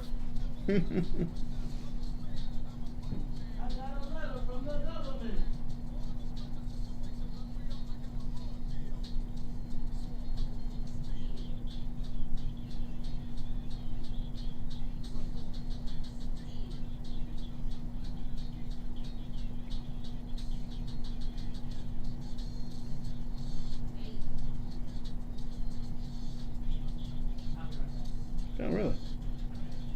The bridges are back down?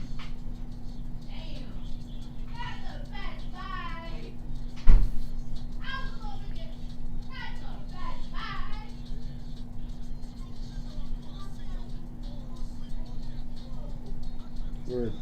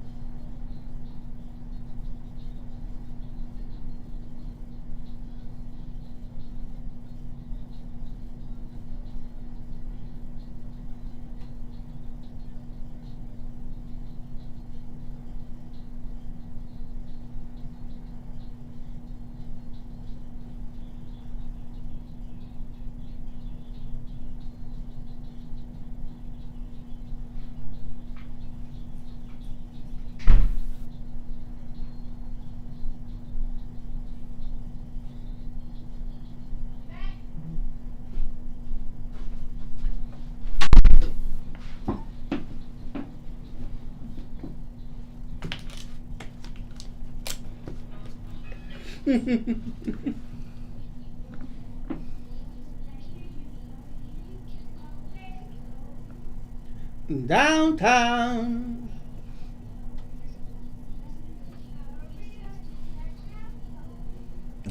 Downtown.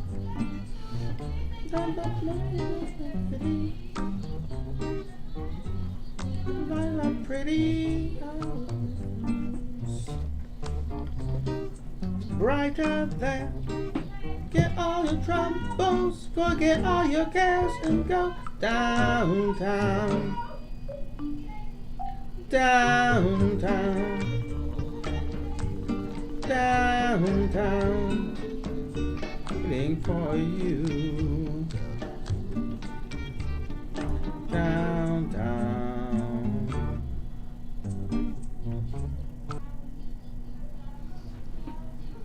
Movie shows. Downtown. Yeah, back in the day. Downtown. Nova. You are listening to the Maze Jackson Show live on What's in It for the Black People Radio, WBGX 1570 AM. You can go catch us on Facebook Live. You can also watch us on YouTube Live. This is Todd. Yes, I woke up this morning to another uprising. And when I say another uprising, in case you don't know, you just woke up. People were released downtown.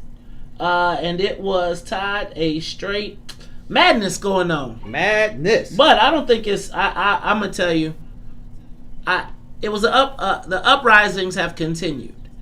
Do you think this is connected to the violence, perhaps the shooting of the young man who was shot by the police on this weekend?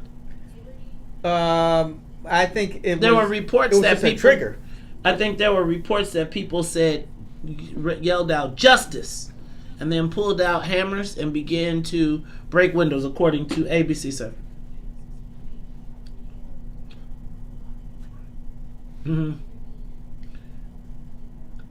Yes, they were out there full force. Yeah, they were out in full force because there was a right.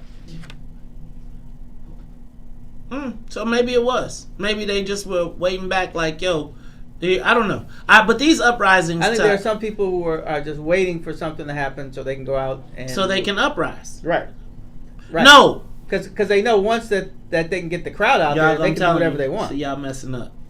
This is an uprising. I'm an uprising. Let's go to the live lines because we got callers on. Uh-oh. I think it's Jim from Elgin. Jim, what's up, man? It's Maze Jackson. How you feeling, man? You found us? Wait, you made the switch? You made the switch? You made the switch?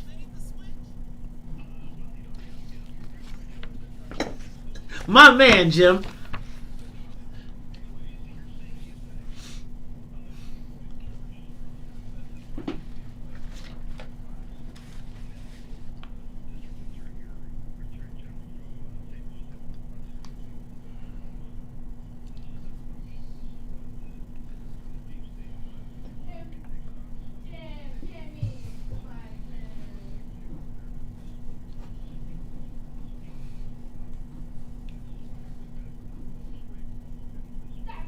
No.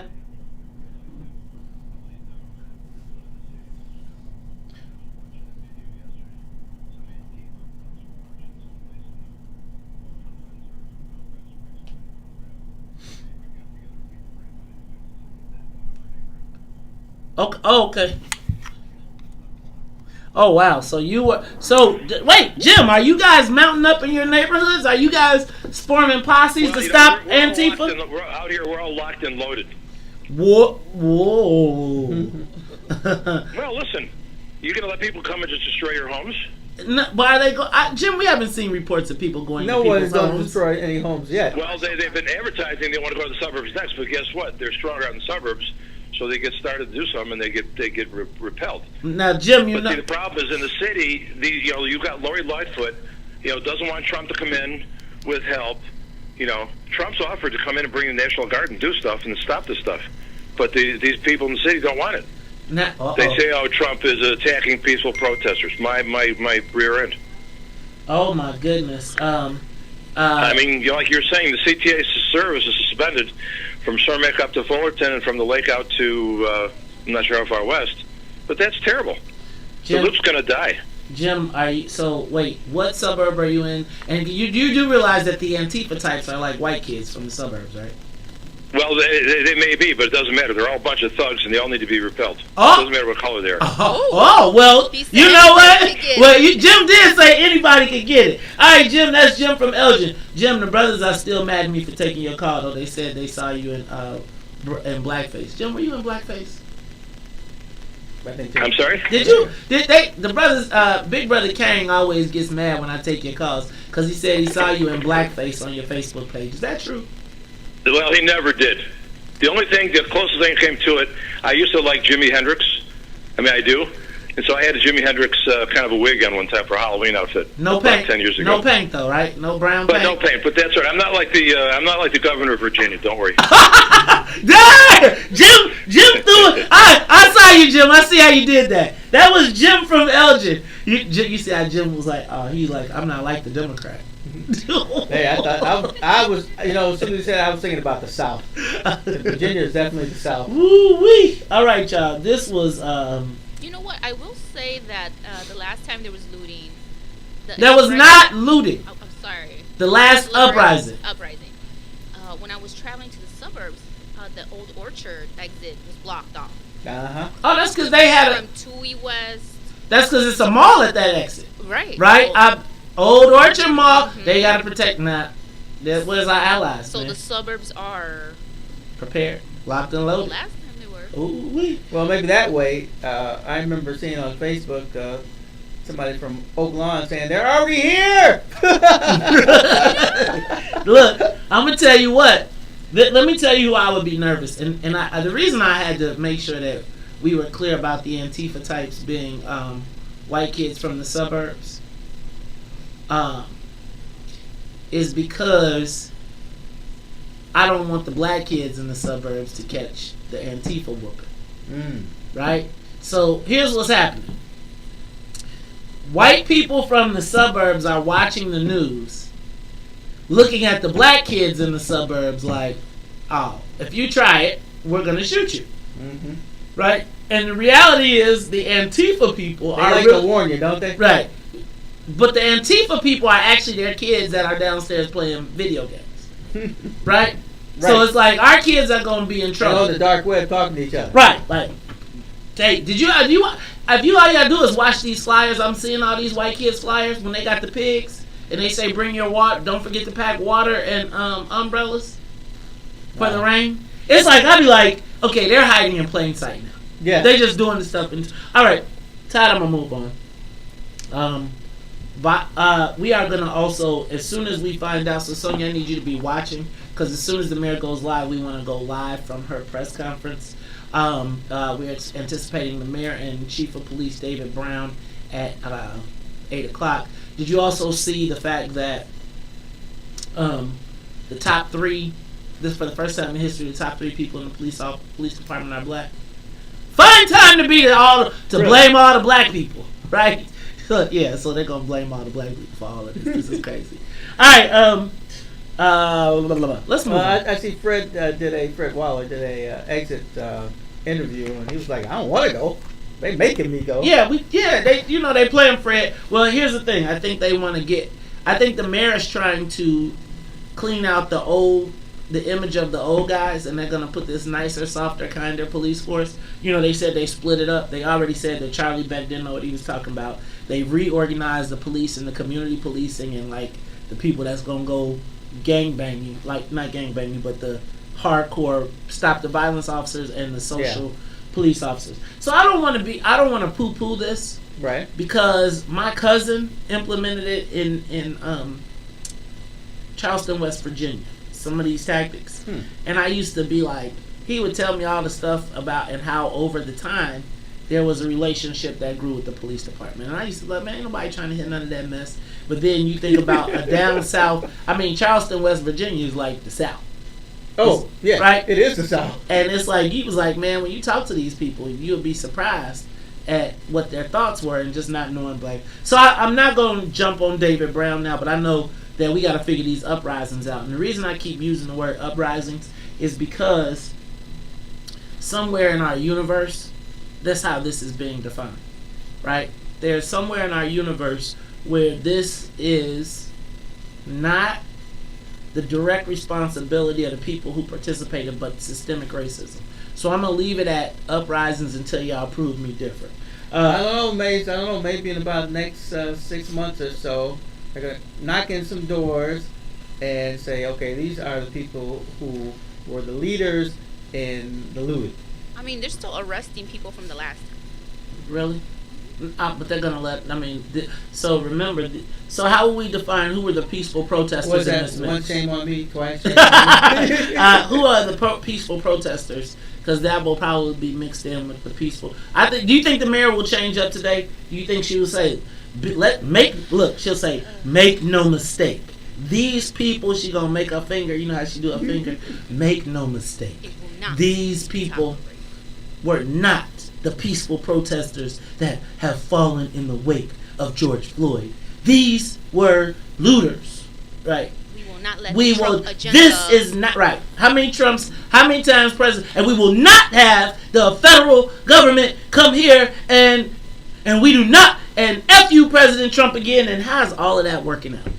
Like, how is all of this bluster worked out?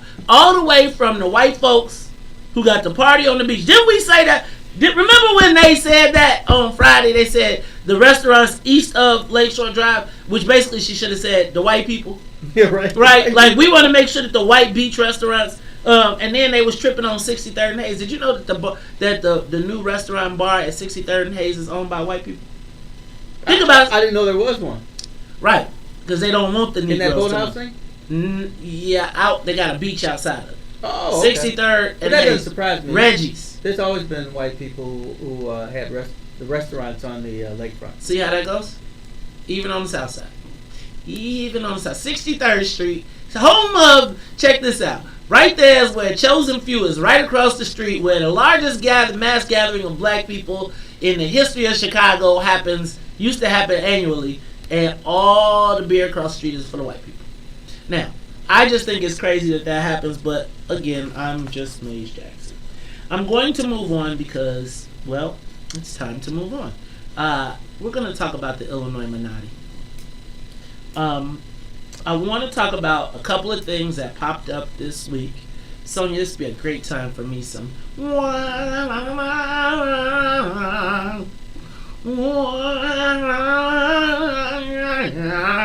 about this? How about we go take a quick break and then we'll come back. We'll talk about the Illinois Minati, what's happening, and then we'll take that up until 8 o'clock and we'll wait for the mayor's press conference where we'll go live from that. Plus, don't forget, we have got Toussaint Werner and Herb Howard coming on at 8:30 to talk about their new show that will be debuting today, 1 to 3. I said what I said right here on the Maze Jackson page, What's in it for the Black People Radio. We'll be back. The Maze Jackson Show will be back after this break. Biggest threat to Illinois citizens from Washington is health care costs and policies. Senior citizens have their Social Security reduced from Medicaid. And some of our senior citizens live off $3 a week for food allowance. Working families are facing bankruptcy over policy and limit and cost. Drug prices require decisions between food and Medicaid. I'm Dr. Willie Wilson. Vote for me and send me to Washington. God bless. Paid for by Willie Wilson for Senate 2020. I ain't no joke.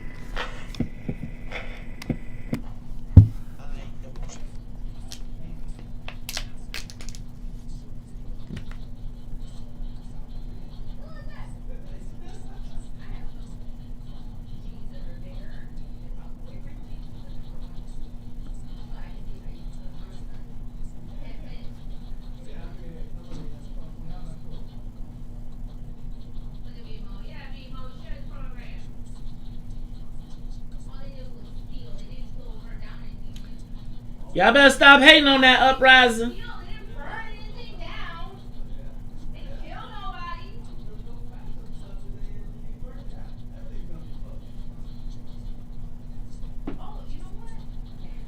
I bet you, how much you want to bet the mayor goes to the other people and be like, I didn't do it. It wasn't on me. It wasn't my fault. You think?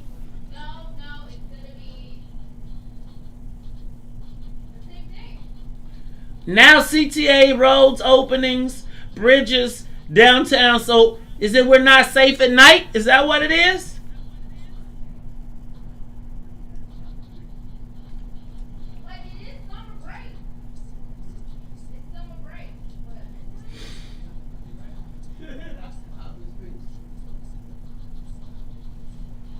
So Sonia, you gotta be monitoring for live. I just let the mic smoke.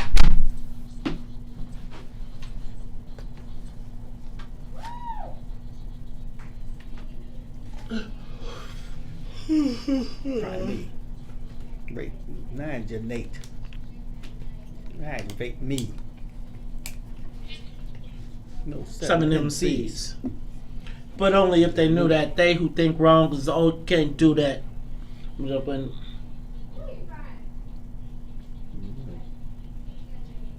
He play. He say. I ain't no joke.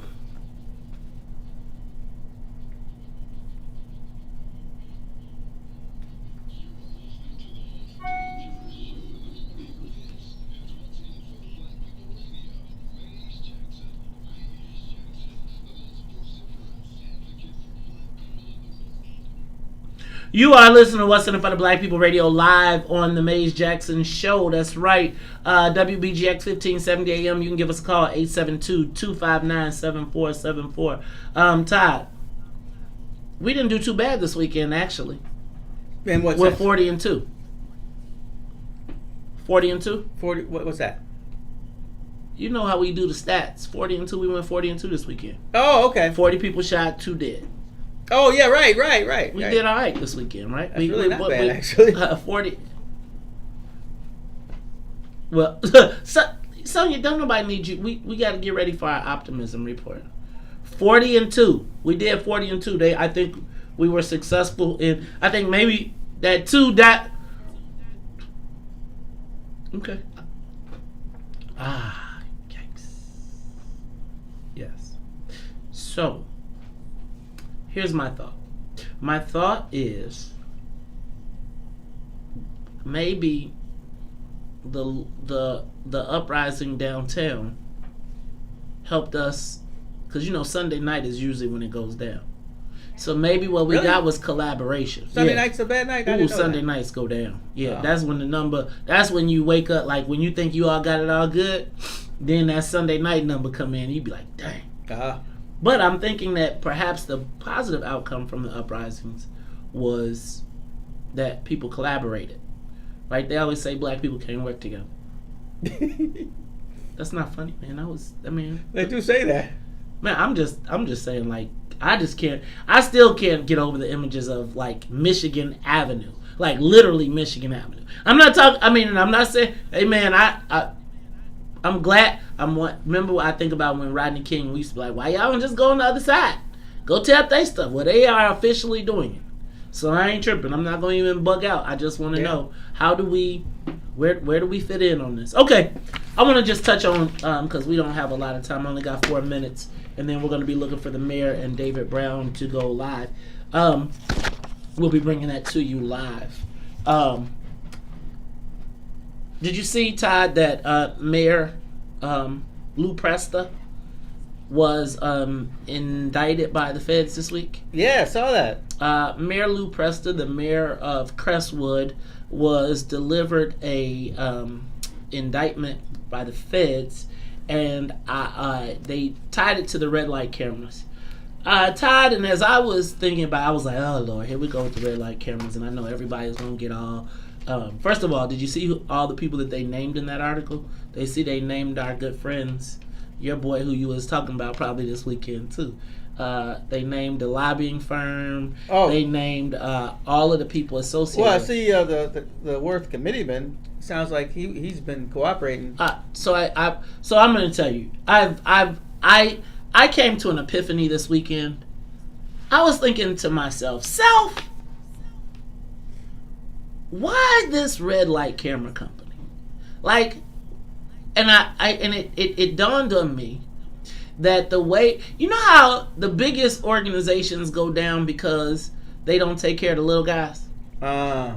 So I was thinking about Pat Doherty, Johnny O'Sullivan, and also you saw Bill Helm declared. He also said that he's going to take a deal, so he's going to be cooperating with the feds. Wow. So I was thinking about how this thing works, and I was thinking about history, and what I've come to recognize is, well, first of all, I'll tell you what I really think these federal investigations are about, right? But the municipals. But what I think the feds are uniquely good at doing is finding disgruntled people who have been cheated out of the system. Or at least feel they have. Right? Yeah. I learned through life that sometimes, the reason why you didn't get that? Because you're a jerk and nobody likes you. Or sometimes. I'm not saying that's the standard. Or you could be a jerk and keep it off. Okay, tell me when we go live, we'll go straight to it. There's also that too. Yeah. So here's my thought, Todd. So basically, I'm looking at Pat, Johnny O, and Pat and Johnny O are friends. Bill Helm, I know, and I think of them as like political operatives who they're doing okay, but they see everybody doing well around them. And when you're a political operative and you do all the stuff that makes people do well, you sometimes feel it in your stomach. And they finally had an opportunity to turn their political work, because if you're not a lobbyist and you're an operative, there's not a lot of trajectory for you. You can get a job, right? You can wait for the next election. And you really never get that moment where you get to make the money. Well, they were finally able to monetize their hard work as operatives. And unfortunately, they were the victims. I think the feds went into Safe Speed. They got Omar Manny on that deal out with that park. Mm-hmm. And then they turned it and they flipped him. And when they flipped him, they then used him because now he's got this credible company that's doing all this money with all this liquid cash. Because again, they're not saying that it's Safe Speed's money. He was handing people envelopes that were given to him by the feds. By the feds, right. Right? Fed money. Right, but he has a legitimate company that everybody knows makes money. So he starts handing out this money to all of these municipalities and these mayors. But can I tell you what, Todd? And so how the feds went on a fishing expedition. The feds went on a fishing expedition, and when they did, they ran into some operatives, because operatives have a lot of access, right? Because you're trying to win. Everybody. They know everybody, and they're the people that help you win, so you try to keep them close. And they finally found a way to monetize their operativeness by getting these cameras. Well, which was legal. Right. Unfortunately, what they didn't realize is that the person that was connecting them was already on the hook with the feds. And then they allowed a peephole to the way that the business was done, and the feds were able to pull the string. So now you got these 3 low-level operatives who provide you an entree to this massive company through your, but this massive network. Well, here's what I was thinking about the Lou Prestas and all these mayors that are getting indicted. You know what they got as a common denominator? What? Who does their benefits? And as you think about this and benefits and municipal finance and all of that, and I'm going to guess that almost all of them use one company. And that one company also happens to employ the son of the Speaker of the House. So now, y'all, what you got happening now is all these mayors with these municipal finance deals being able to also talk about how their villages were plundered, sort of like ComEd was done. Y'all, I'm telling you, the Maestradamus has struck again. I'm telling you, I done figured it all out. But we got to go to our break, station ID, and hopefully when we come back, we'll finish this up, plus go to Mayor Lightfoot's press conference. They're tuning up right now. Me.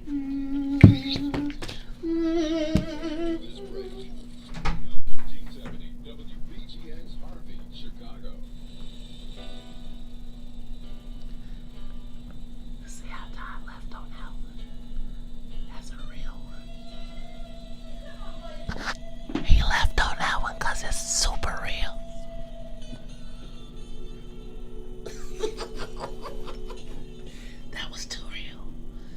That was too real. I just want y'all to know what I just gave y'all is the realest of the real of the real. That was a fade out. You saw that? That was hilarious. That was too deep. That was too deep. Is she going live from Facebook?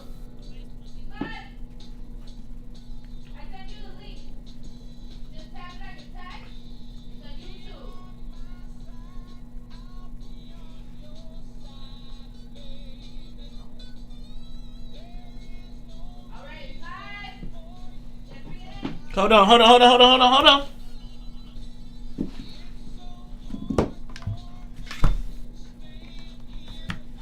All right, hold on.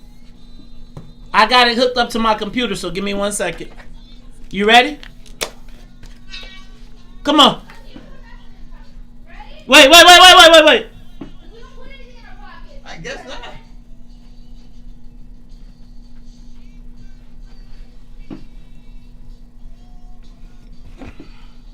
I don't have it on my...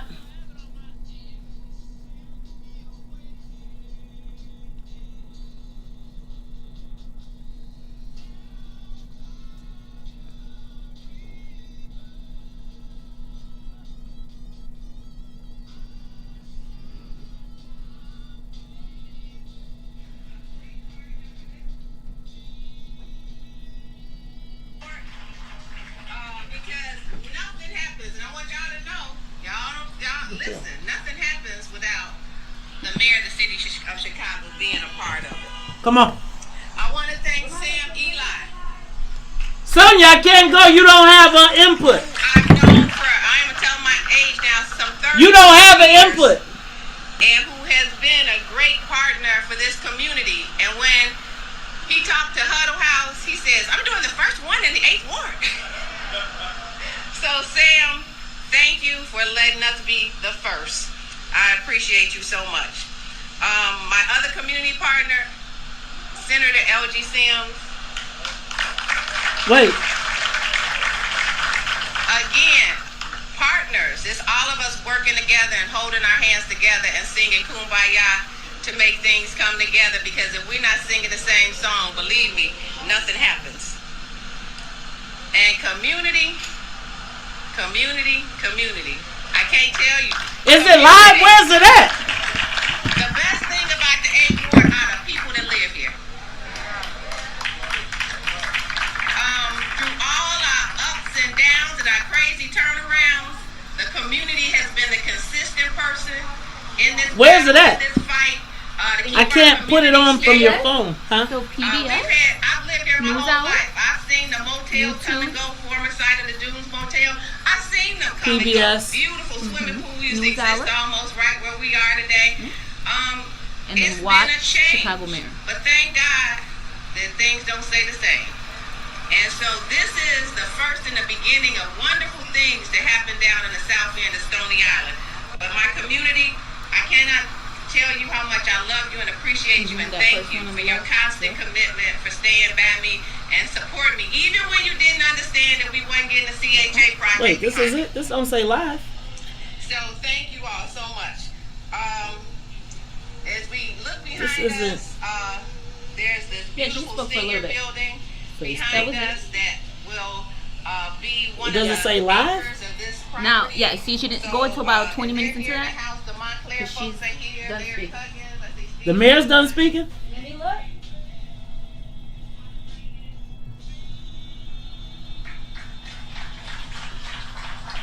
Okay, I'm confused. I say welcome to the 8th Ward.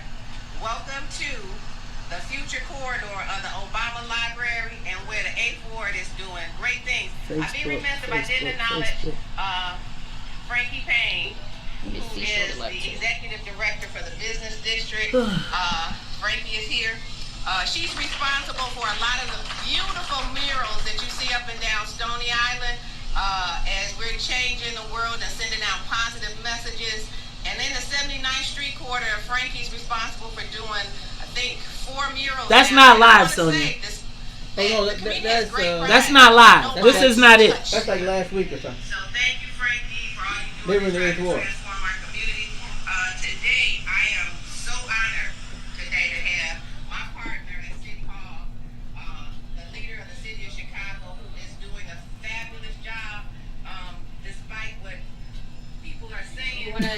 I got it. I can rewind it. No, that's not. That's the wrong thing. That's not live. It's not live. It doesn't even have a live thing. I got the live right here.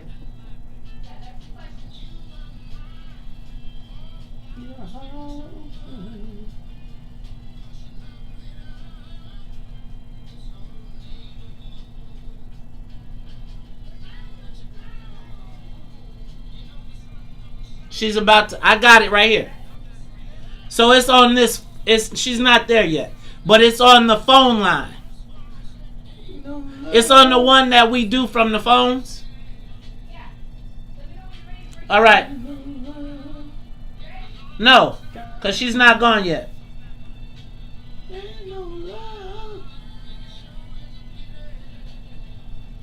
Here, let's come back. And then we'll go to it as soon as she pops up. I'll go. Bring us into the top of the hour. Ty, close that.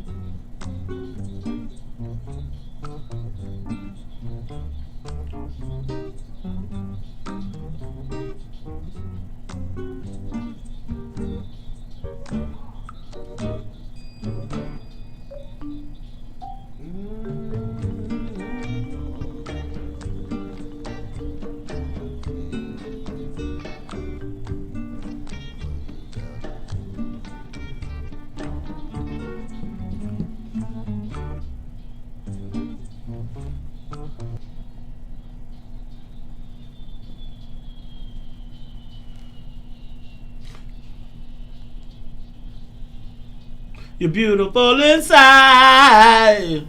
Hey, rise up, rise up. Don't you?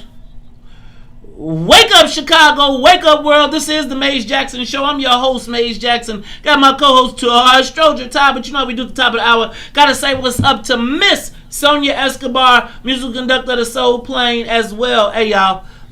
We are about to go live to the mayor's press conference. We are waiting. The podium is lined up, and as soon as she comes up, we will go live to the press conference. We all queued up. I'm getting reports that they are en route to the police station, the police headquarters on 35th, which is right down the street from us, Todd. Do you hear sirens? Do you hear things going on? We won't be able to get there. I'm sure they have those big garbage trucks out in front today. Nah, you think so? Nah, they opening up the city now. Oh, because you think No, they don't play around with the police station. That's police and fire. The police. So you can't drive in front of it. Okay. All right, well, let me tell y'all what. We getting ready to get ready for this whole thing. The city had an uprising last night. Todd don't seem to agree with me.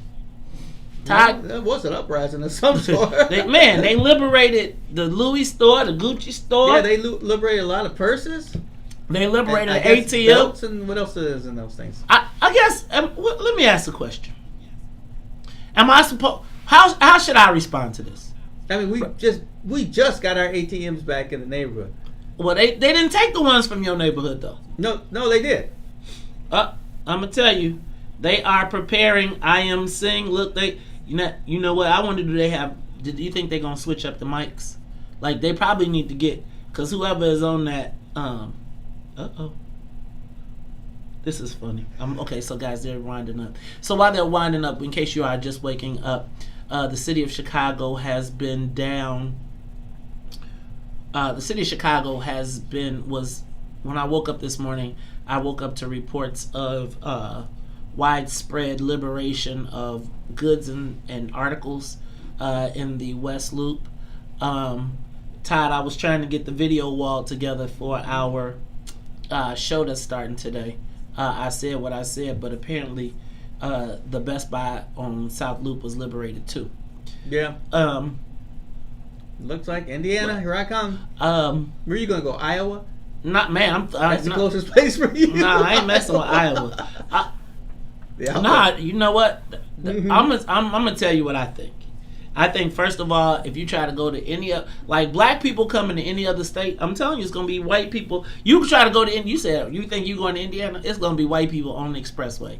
You don't have around the park. Oh well, you know, the first looting, we went shopping way out in the city, in the south, but we went through Hammond, and as we were leaving Hammond, going down 130th, there were police stopping cars going the other way, coming in. Let me ask you a question. Has the mayor lost control of the city? At this point, we were listening to that clip, and one of the aldermen was saying, despite what other people say, well, I'm saying it. Other people, me, I'm other people. I think that the new normal is not good for us. I think that the straddling of the fence, the trying to play two sides, I don't think it's worked out.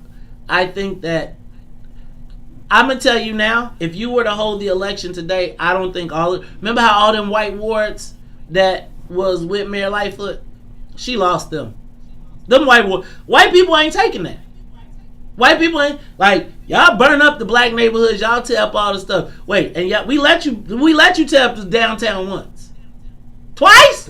Ooh. They said this one was worse. Did Tiger Lily just tell me they went to the Lamborghini store? Did they get one?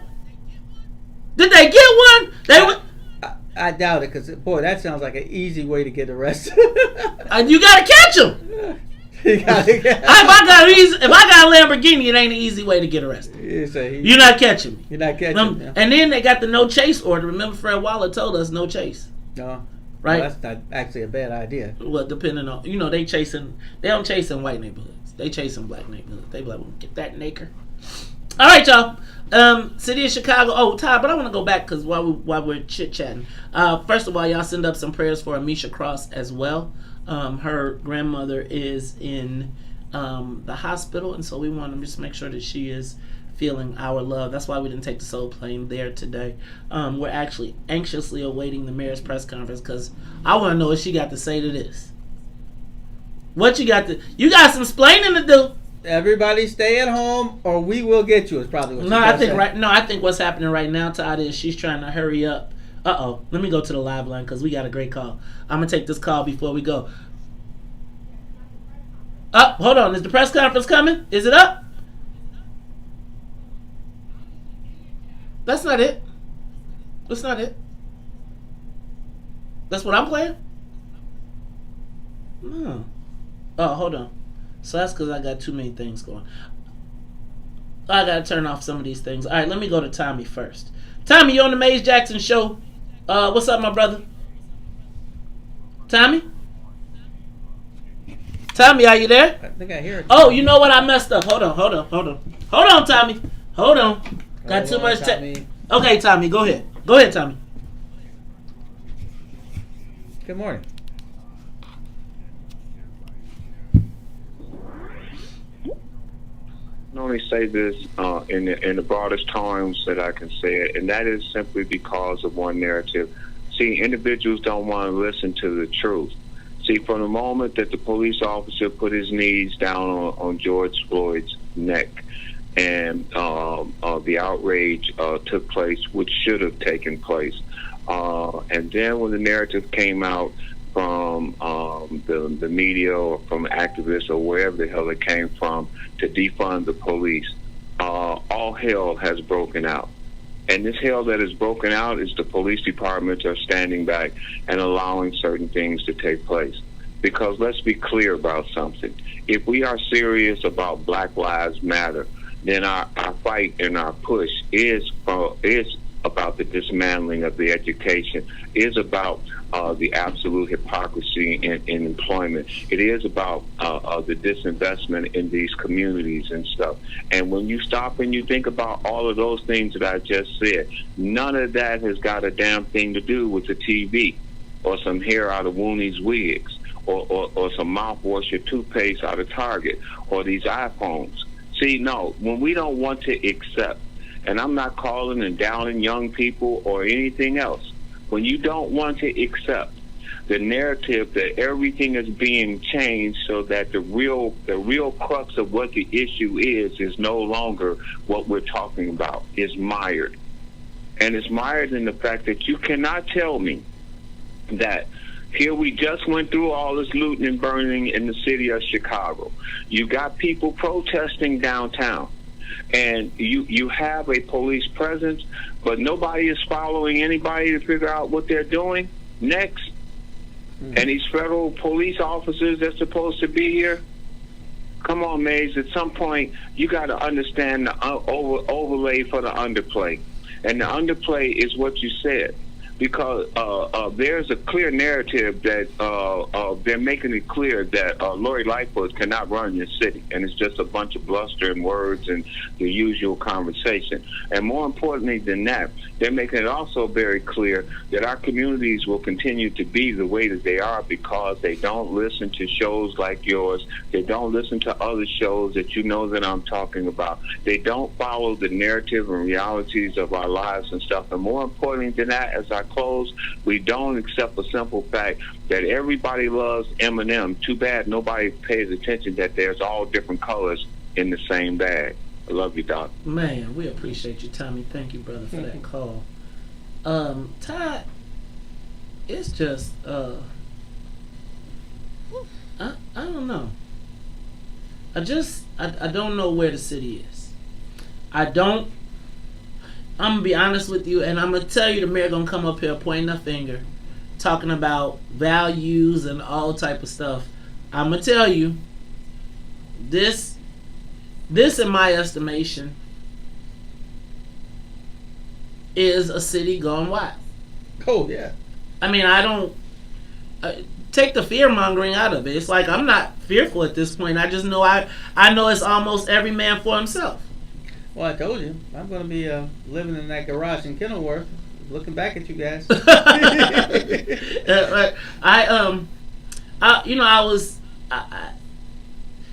I think about this increase in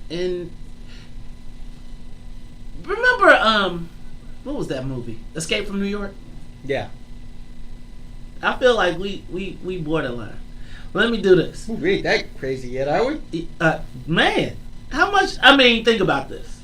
I'm telling you, I was driving to go get my coffee this morning, and I did see people walking west with stuff.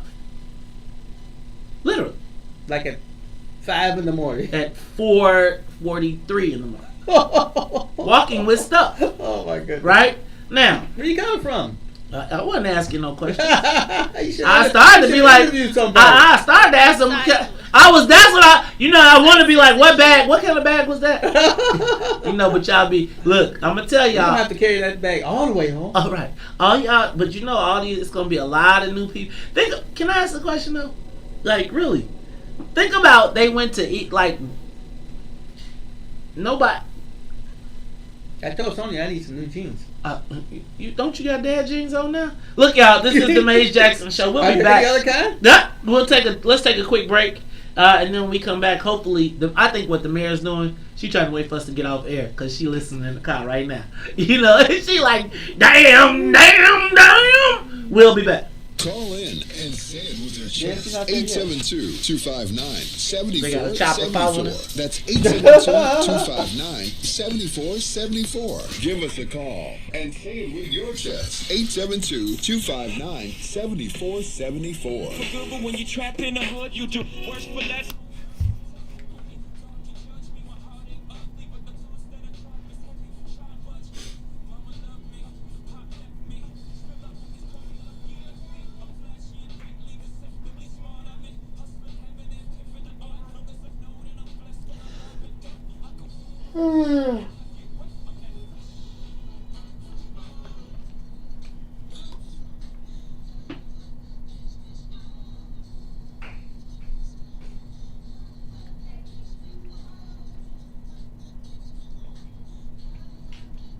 You think she'll say we are going to find you, we are going to hunt you, It will not be tolerated. We are going to use all of the tools and our safety cameras to catch nobody.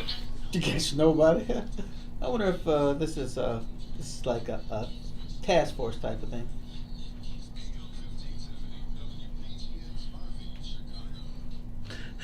Hey y'all, this is the Maze Jackson Show. I'm your host, Maze Jackson. Got my co-host, Ty Stroger. Ty, we are anxiously awaiting to hear what the mayor and Superintendent Brown have to say. I'm getting reports that my drone cam says that they are speeding towards, they had to get the mayor from her fancy house over to the south side. You know, she don't know her way around the south side. Right. So she need a police escort. Not. She don't. She be like 35th and King Drive. Where is that? Let me tell y'all. But I want to go to the live lines because I want to talk to you. You all give us a call, 872-259-7474. Also want to remind you, I said what I said will be on this afternoon, 1 to 3, right here on the Maze Jackson page, part of What's in It for the Black People Media. So we're going to be bringing those guys in. But we want to make sure you know that the mayor... Go ahead, finish that. Go ahead, quick. A lady says you looted Potbellies to take what? Lettuce, tomato, and cheese? Man, you ever had that bread so good? I would have got the bread home. All right, let's go to the live lines. Lee, you're on the Maze Jackson Show. Good morning. We great, man. Great. See, about 11 right now. I'm calling about an issue on my block. What happened? I kept calling and, just one of those street parties and try to create now just out the blue. So me and my neighbors, we calling and no one's coming. So before I'm thinking to myself, hey, I gotta stop you. We're going to the press conference. We're going to the press conference. Hold on. All right, man. You guys have a good one. All right. Okay, bye. On Sunday afternoon, officers responded and with a gun. A suspect was spotted, attempted to interview the individual who quickly fled. As this person was running away, a gun held by this person was pointed at our police officers who gave chase, and this person fired shots at our officers. Officers returned fire and struck the individual, who was taken to the University of Chicago Hospital and is expected to survive.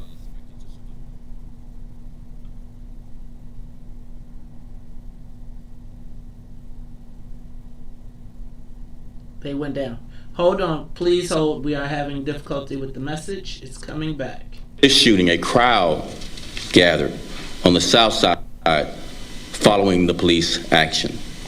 Tempers flared, fueled by misinformation. We are having some... As the afternoon turned into evening. CPD became aware of several social media posts encouraging looting downtown.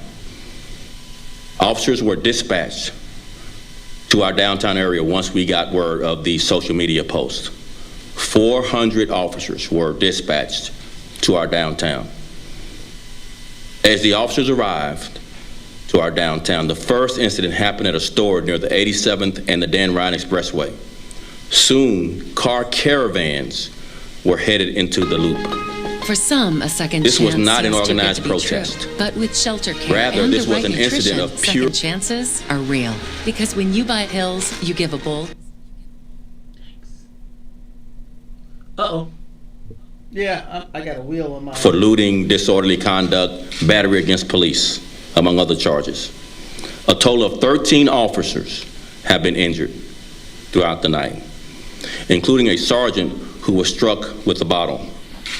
Another officer had his nose broken as he fought with a group of looters. In the last 7 days, a total of 9 officers have been shot at in Chicago. What we are seeing is violence against police. A security guard and a civilian were struck by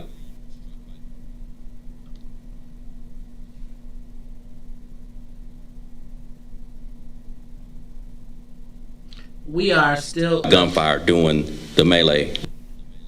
CPD has recovered a total of 149 guns this weekend. Another 164 guns were handed in as part of a gun turn-in event on the west. Golly, man. a gun turning event on the west side. Gun arrests in this city are up 15% this year compared to 2019. In one incident last night, officers were arresting a looting suspect at Michigan Avenue and Lake Street. This person was carrying a cash register he had looted out of a store. In the arrest, another vehicle passed by the officers and fired shots at the officers as their vehicle turned the corner, resulting in an exchange of gunfire between our officers and these suspects. A bullet was found lodged in the cage of the police vehicle. So far this year, Chicago police have recovered 6,189 guns. Each of these guns recoveries, as you can imagine, has the potential to turn into a deadly force encounter with police. As for the weekend figures, officers made an outstanding arrest for murder, 8 outstanding arrests for criminal sexual assault, and 2 outstanding warrant arrests for robbery, and 5 arrests for aggravated battery. Friday through Sunday, 6 p.m. to 11:59, there were 31 shootings throughout the city, 3 of which were murders. These shooting incidents and the looting we saw overnight are completely unacceptable. Criminals took to the streets with confidence that there would be no consequences for their actions. Let me say that again. Criminals took to the street with the confidence that there would be no consequences We will for their find you. actions. And I, for one, refuse to allow these cowardly acts to hold our city hostage. CPD will not stand by as our beautiful downtown becomes someplace that people fear. I have instructed our detective units to create a special team of investigators to look at the hours of pod camera footage from last night. We have high-definition video of suspects and vehicles. If others have security video, would you please forward them to cpdtip.com. I pledge to pursue these offenders to the fullest extent of the law. Only downtown? A heavy police presence will continue throughout the downtown area today and until further notice. Officers will return to working 12-hour shifts, and all days off have been canceled until further notice. We are also working with other city agencies, including Streets and Sanitation, the CTA, the Department of Transportation, and the state police, and other agencies, in a multi-layered plan which will be based on lessons we've learned from earlier this summer. Downtown access will be restricted from to 6 a.m. What? The department also has its eyes in the neighborhoods to ensure that looting does not spread based on our lessons learned. Officers will be deployed in a large measure to our neighborhoods to protect the neighborhoods. This is a beautiful city, and Chicago police officers will not allow this selfish criminal act to destroy what generations of hard work have built. I would now like to call the Mayor Lightfoot, to the podium. Mayor. Look, she has to step up. We're listening to a live conference from the mayor about the rioting, looting. Good morning, everyone, and thank you, Superintendent. I want to acknowledge Alderman Chris Taliaferro, our chairman of the Public Safety Committee and City Council, as well as Rich Gaitis and members of the command staff, including First Deputy Eric Carter. We are waking up in shock this morning. The early morning hours of today, dozens of individuals came to our Loop, Mag Mile, River North, and Gold Coast neighborhoods, as well as our commercial district around North and Clybourne. These individuals' engagement can only be described as brazen and extensive criminal looting and destruction. And to be clear, this had nothing to do with legitimate, protected First Amendment expression. She looks lost. As the superintendent said, we are currently investigating reports that this activity was connected to a shooting and resulting activity that took place in Inglewood yesterday. But regardless, what occurred in our downtown and surrounding communities was abject criminal behavior, pure and simple. And there cannot be any excuse for it, period. This is not legitimate First Amendment protected speech. These were not poor people engaged in petty theft to feed themselves and their families. This was straight up felony criminal conduct. We have activated a neighborhood protection plan as the superintendent. Not again! Which involves city agencies like Streets and Sand, CDOT. A neighborhood protection plan? Is she going to have people coming, the Latinos coming to get us again? These resources are being deployed throughout our city to protect our neighborhoods. And likewise, these measures will be in place for the foreseeing days until we know that our neighborhoods are safe. What happened in our city last night and this morning, of course, is deeply painful for every Chicagoan. As the superintendent said, this was an assault on our city. It undermines public safety and breeds a sense of insecurity among our residents. It also undermines our recovery efforts. These same stores that were hit last night were hit previously, not just by the looting, but by closures related to COVID-19. Stores that were targeted were more than just large chain stores. They were all small businesses and restaurants, representing our city's jobs and livelihoods, all of which were in the process of recovering or on the verge of recovering and getting back to work. And now this. I want to give my sincere thanks to the men and women of our police department for their professionalism throughout these very difficult times, not just last night. Too late. To our residents, I want you to make sure that we are doing everything that we can to secure your homes and stores and to allow you to return to your daily activities safely and securely. And to our businesses, we will continue our efforts working with you and redoubling our efforts to support you in your efforts to reopen and recover. And to those who engage in this criminal behavior, let's be clear. We will find you. We are coming for you. Boo! We are already at work in finding you, and we intend to hold you accountable for your actions. I don't care. I do not care. Whatever justification was given that ain't for my this, auntie. there is no justification for criminal behavior ever. You have no right to take and destroy the property of others. Our residents deserve to be safe. Our businesses deserve to understand and enjoy safety and security of their property and in their employees. And our police officers deserve to be able to do their job without having Is she to gonna worry hit the cry? about shots being Will she fired, cry? being Will we get the tears? projectiles being thrown, and being maced. This is not anywhere near acceptable. And I call upon our state's attorney and our courts to make sure that these individuals who are arrested and those to come are held accountable. Put your best people on this. We have made the case. Now she We have running the somebody video, else we off have this? the officer testimony. These people need to be Don't throw held box under the accountable bus. and not cycle through the system. And judges that are holding these cases, you need to step up and be responsible. No, you need to do your job. How about that? To allow this to happen. And as the superintendent said, for people to believe that there is no accountability through our criminal justice system. No one wants to hold people in jail because they are poor. But people who engage in this kind of criminal activity, they need to be held accountable. And we You can't need do to it be held alone. accountable. We need the prosecution and we need the courts to step up and do their part as well. And that is certainly my hope and my expectation.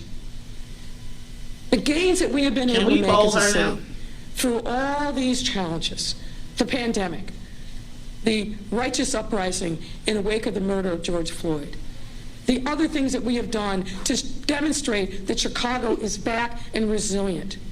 We've been able to do this because we stood together, shoulder to shoulder, neighborhood to neighborhood, neighbor to neighbor.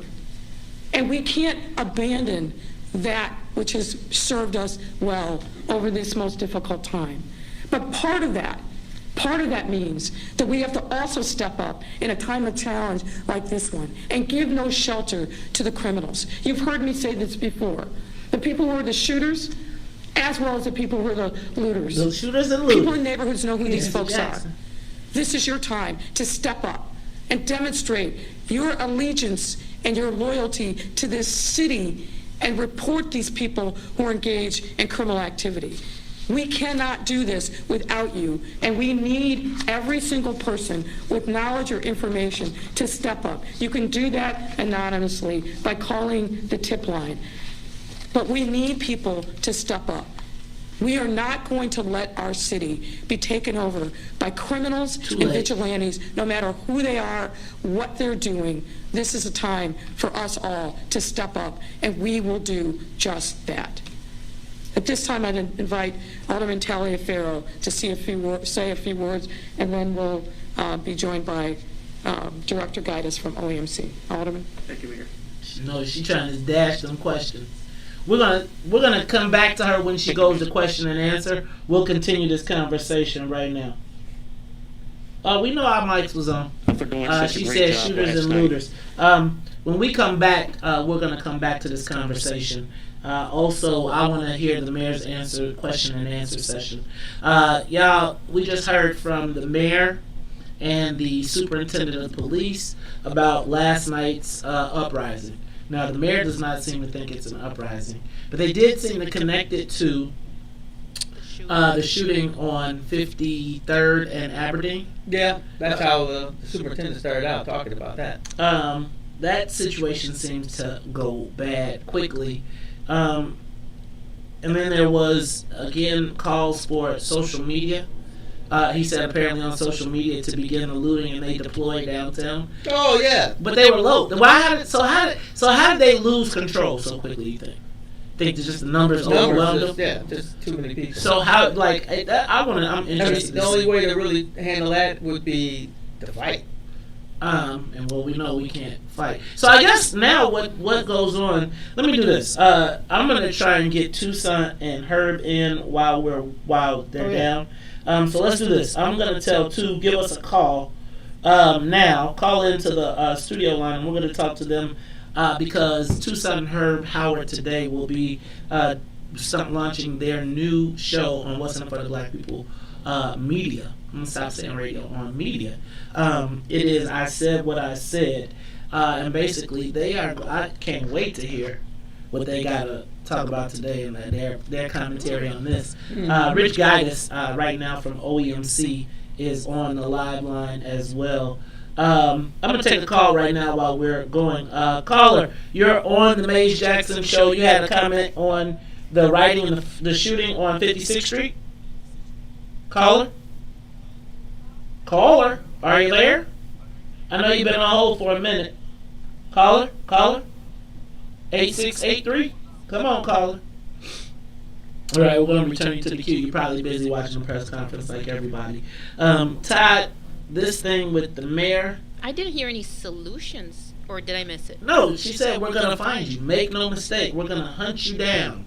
We're going to find you. I think it's the same luster. You know, we're going to go back. Hey, guys, we're going to go back. The mayor's now answering questions. We are now going to go back to the mayor and her questions. Have opportunity for additional questions at that point. Go ahead.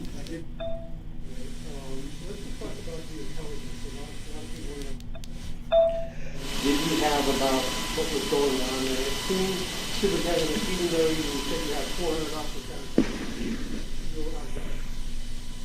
So one of the things that I emphasize in my comments is where start this with the shooting in the Southern District in Inglewood, the Inglewood neighborhood. And from that police-involved shooting of the 20-year-old who shot at the officers first, a crowd began to grow and become very intense interaction between the police on the scene as we processed the crime scene and the officers there to make sure the crowd stayed out of the crime scene. So that grew and grew into the late night hours on yesterday. And then almost immediately as that crowd dissipates and wanes in its size, we are monitoring social media in our CPIC division, and we come across a post on social media that a caravan of cars being prompted to go to our downtown to loot. Within 15 minutes, we respond, and almost immediately the caravan is in our downtown area. So this is a 30-minute window of intelligence information about potential looting with caravans of cars going downtown, and our response to sending 400 plus officers. And I just want to emphasize, we made 100 arrests of looters for disorderly conduct, battery to officers, and theft, along with several officers being injured, several officers being shot at. So when you talk about being overwhelmed, I'm not sure I can digest when officers are doing their job, making an arrest and being under the threat of being shot at. I would do nothing but applaud the efforts of the Chicago police officers in response to a social media post, and almost immediately caravans of cars going to our downtown area. People are going to wonder why weren't more officers brought downtown, because it seemed like the response was slow, that the looters were just going and doing whatever they wanted, regardless of how they take it. So again, I made this point in my comments. These looters act as if there are no consequences to their behavior, and they based it on what happened previously, that we made a lot of arrests during May and June. The bus, and not many of those cases. The Kim Fox bus is driving in right now. Beep, yeah, I think that's my point in the mayor's point. We have to have consequences for the arrest that Chicago police officers make. Oh, you're right. Through threat to their own safety. They're being shot at to make these arrests. And these looters, these thieves, these criminals are emboldened by no consequences in the criminal system. They get released, many charges get dropped. And so they feel emboldened to do it more. That is not a consequence of the officers not making the arrest. The officers are making the arrest. The consequences are once prosecution and sentencing comes up, there's no consequence. So we would argue that let's have the criminal justice system here deliver a strong message to these criminals that there will be consequences for your behavior. It almost sounds as though you're saying this is the reason we have it is because the courts and the prosecutors were not doing their job. They were going too easy on the looters from the last time around. Don't take it from me. Just go by what's been done. I don't want to do your job for you, but just go by what's been done. There were no consequences for the people arrested. Greg, let's be clear. I mean, don't bait us, okay? No, do not bait us. Do not bait us. This is a serious situation. People are concerned about their safety. Officers are concerned about their safety. So don't bait us. What we're saying is, as a result of what happened last night, there have to be consequences. We've got teams of people that are aggressively out there identifying the people responsible, looking at the plates, and we're going to bring them to justice. But when we do, and we do make those arrests, our expectation is that this is going to be treated with the level of seriousness that it should be, period. Don't try to bait us. Stop trying to beat Trump. Pit one against the other. We're not playing that. So what are you doing? This is question and answer. We need a serious response. That's what we're saying, period. I'm not trying to bait you, Mayor. I'm just asking a question that seems logical. You have another question? Yes, I do. You talked a little bit about it, but several questions have come in. How do you convince people and businesses downtown that it's safe to be here? So we explained that we're committing our off days of our officers are canceled. Officers are committing to working 12-hour shifts to not only protect the downtown, which is important, but just as important are our neighborhoods, so we can have enough resources to obviously anticipate what happened before. Once we take care of downtown, then the looters before, back in May and June, went to the neighborhood retail areas to commit looting. So we're anticipating all that and committing enough resources to our downtown and to our neighborhood areas to protect both, because both are important. Is there intelligence to suggest that the neighborhoods are being targeted or will be targeted? No, the precursor to what happened before happened last night. That's the intelligence. Last question. Let me look through here. I got about 60 of them here. They running.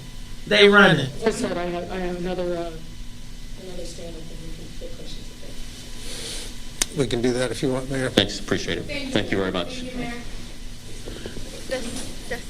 That's it? She's running. There's something else coming up, and we can ask questions again. I don't know what it was exactly, though. All right, y'all. This is, so we can kill that audio. That was the press conference of the mayor. Todd, give me your thoughts. Well, I was going to say, so I guess what happens in the press conference now is they select one guy and he asks all the questions for everybody? Yeah, well, basically, yeah, sort of. It's a few because they social distancing, and so they kind of report in a pool. Okay. Greg Pratt was the reporter from the Tribune. Now, Greg, I remember. Greg is a real needler, right? He gets to it, and so I think he heard what we all heard. Beep, beep, beep, beep. They are looking to throw someone under the bus, and I think that they are going to attempt to throw Kim Foxx under the bus in this scenario. Now, I don't know, Todd. I don't think Kim has any real challenge, right? And did you see the Tribune just released a report today about the comparison of her prosecutions and letting people go and dropping cases compared to Anita Alvarez? I saw the headline. I didn't get a chance to read into it. We should take a look at that for tomorrow. I think we can take a look at that one for tomorrow. But I guess my question now is, I think, the mayor wants it both ways. So they basically came out and essentially said, and when I was saying, I don't know if you heard me, but they basically came out and said that the reason this is happening is because there's no consequence. They did say that. And essentially they said in the courts and in the prosecution, courts and prosecution, so I feel like they're trying to lay this at the feet of Kim and Tim Evans, right, with the leniency and sentencing and all of that good stuff. But then when questioned about it, then say don't bait us. Well, you kept bringing it up. I mean, I don't know if there was. So here's me. There was a police involved shooting that led to the uprising and caravan of cars that went downtown. The reason that was not stopped was because of what Kim Foxx did or what the prosecution did or did not do last time. So it has created this brazen mentality that people can do anything. So now my question is, are we safe? Now basically, listening to them, we're not safe. I don't feel safe. No fear mongering. Are you safe? The superintendent said that there will be people throughout the city, police officers, how many people? Police officers throughout the city this time. Does he know what does he know throughout the city yet? You know, I always be thinking like they got lost on the way to 35th and King Drive. That's a left. Wait, you said King Drive was which one? Michigan. Wait a minute. No banks. Not Michigan. No stores. Wait, I don't. No restaurant. Can you point me to the grocery store as my point of reference? No. Hey y'all, when we come back, we're gonna continue this conversation. Hopefully, we can get Tucson and Herb in. If not, we still want to make sure you all come back today at 1:00 to the Maze Jackson page so you can check out I Said What I Said. We'll be back after this message. The Maze Jackson Show. We'll be back after this break.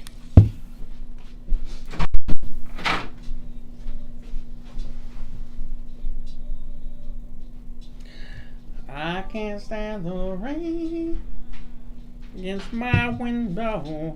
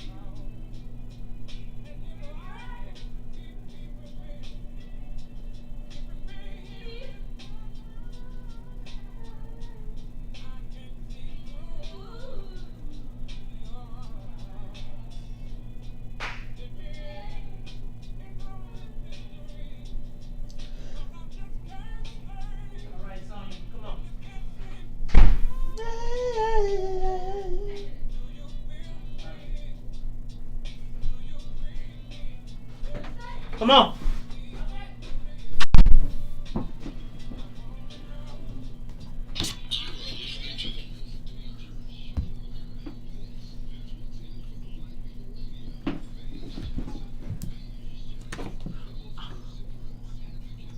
I'm going to Tucson and Herb. You are listening to the Maze Jackson Show. I'm your host, Maze Jackson. Got my co-host, Todd Stroger. And hey, Todd, check this out. We got a new show starting up today on What's in It for the Black People Media. And on the live line to talk to us about it are the hosts of the show, Herb and Tucson. I said what I said. What's up, brothers? How y'all feeling this morning? Man, what's good, brother? What's going on? What's going on, fellas? So first of all, so much craziness going on. I can't wait for y'all show today because I want to know. I can't wait to hear between Herb and Tucson. I said what I said. Was it? I heard Herb got some new sneakers. Was it rioting or was it looting? Was it an uprising? What happened? But tell us what I said. What I said is and what people can expect today. Well, I said, go ahead, too. Go ahead, man. I'm going to follow your lead. Go ahead, Herb.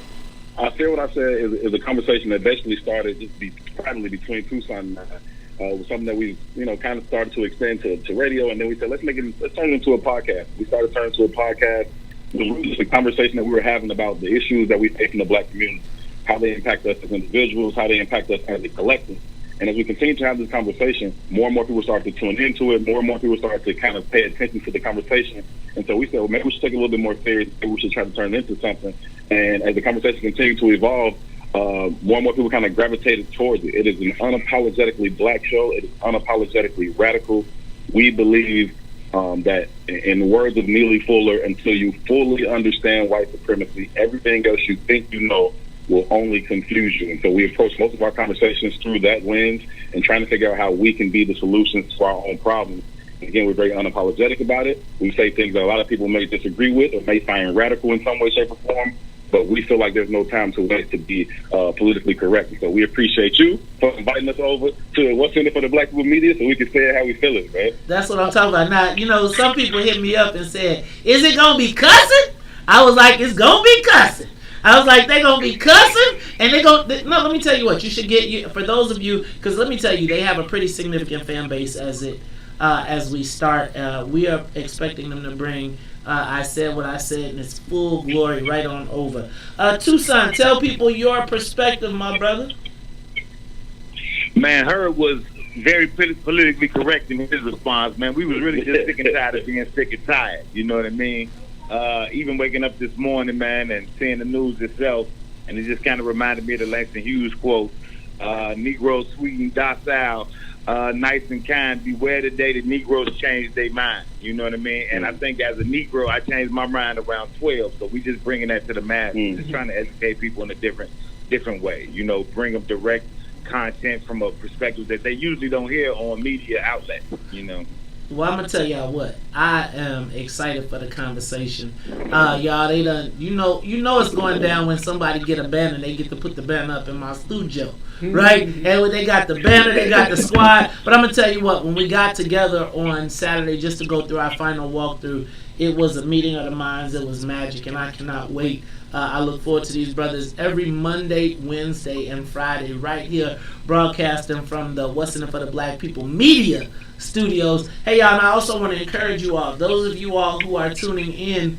I want you all to support your talent, right? So we want to take these guys that have been doing their thing, and we have the opportunity to help brothers raise money and monetize. So also when you go today, you support the people that do to provide the content that you need.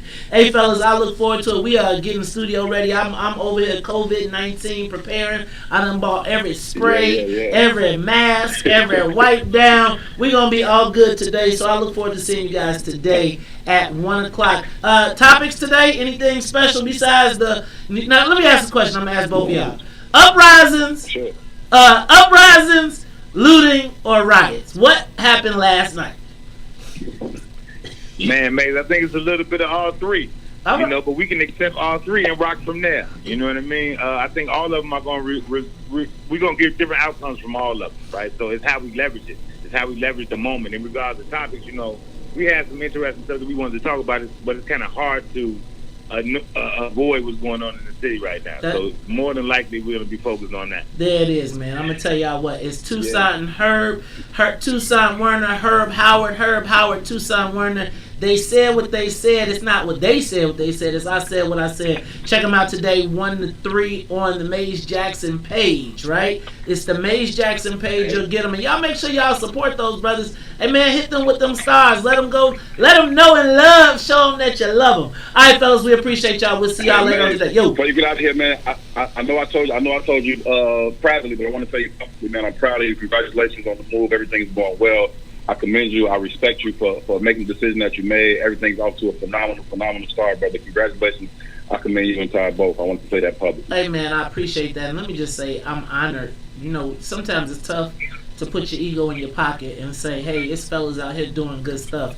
And I was honored when you all said that you were willing to come to our platform. And I just look forward to not only building an audience, but building that cash flow too, fellas. Because we going to make this thing, I'm telling you, in a year, we going to all be talking about, shop this bad boy. You're going to be like, hey, man, what was my percentage of the shares? we going to do it all. Look, y'all, because y'all know I keep that. I think our liberation comes from economics. we going to bring it all together. Look, this is the Maze Jackson Show. I said what I said today, 1 to 3, Monday, Wednesday, and Friday. Don't forget, Ricky Hendon is signing up. He's going to be doing 11 to 1 starting September 1st. So y'all going to have a great lead in. Hey, and Don Millhouse too, y'all. And y'all don't even want to know what the 3 to 6 is going to be. Because when I lay that out, we shutting the whole country down. This is the Maze Jackson Show. Fellas, thank y'all so much. We appreciate y'all. See y'all this afternoon. My man, we appreciate you too, brother. All right. Hey, y'all, this is Maze Jackson, Ty Stroger, and Miss Sonia Escobar. I said what I said. Y'all keep an eye out. We got to figure out, was it uprising? Was it looting? What happened last night? We're going to talk about it tomorrow. And, hey, man, Ty, watch out for that bus. Because I saw the bus. I heard it. They tried to pull it. Look, and then she said, don't try and bait us. Don't you bait. Yeah. And you know, she is the epitome of Trump to me. She is Donald Trump in blackface. Ooh. Do you think she's going to walk the neighborhoods? No. Hell no. She's going to drive by. She's going to drive by with the feds in the car and be like, give me the National Guard! Hey, y'all. This is the Maze Jackson Show. So for Ty Stroger, Sonia Escobar, I am the host asking every single day, what's in it for the black people? And if you don't like it, you can still tell them. Maze said, we out of here. Peace. AM 1570, WBGX Harvey, Chicago. Looking at this generation.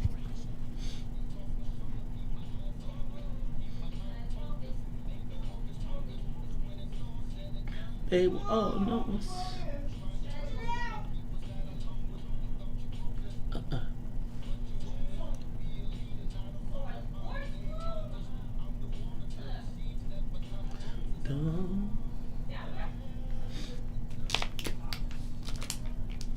Put you down. Let me see you smile. Don't cry, baby.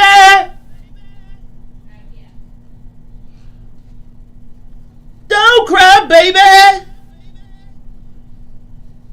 Shine, shine. You're beautiful inside. Hey, rise up, rise up. Don't you know you can shine? We out of here. Peace.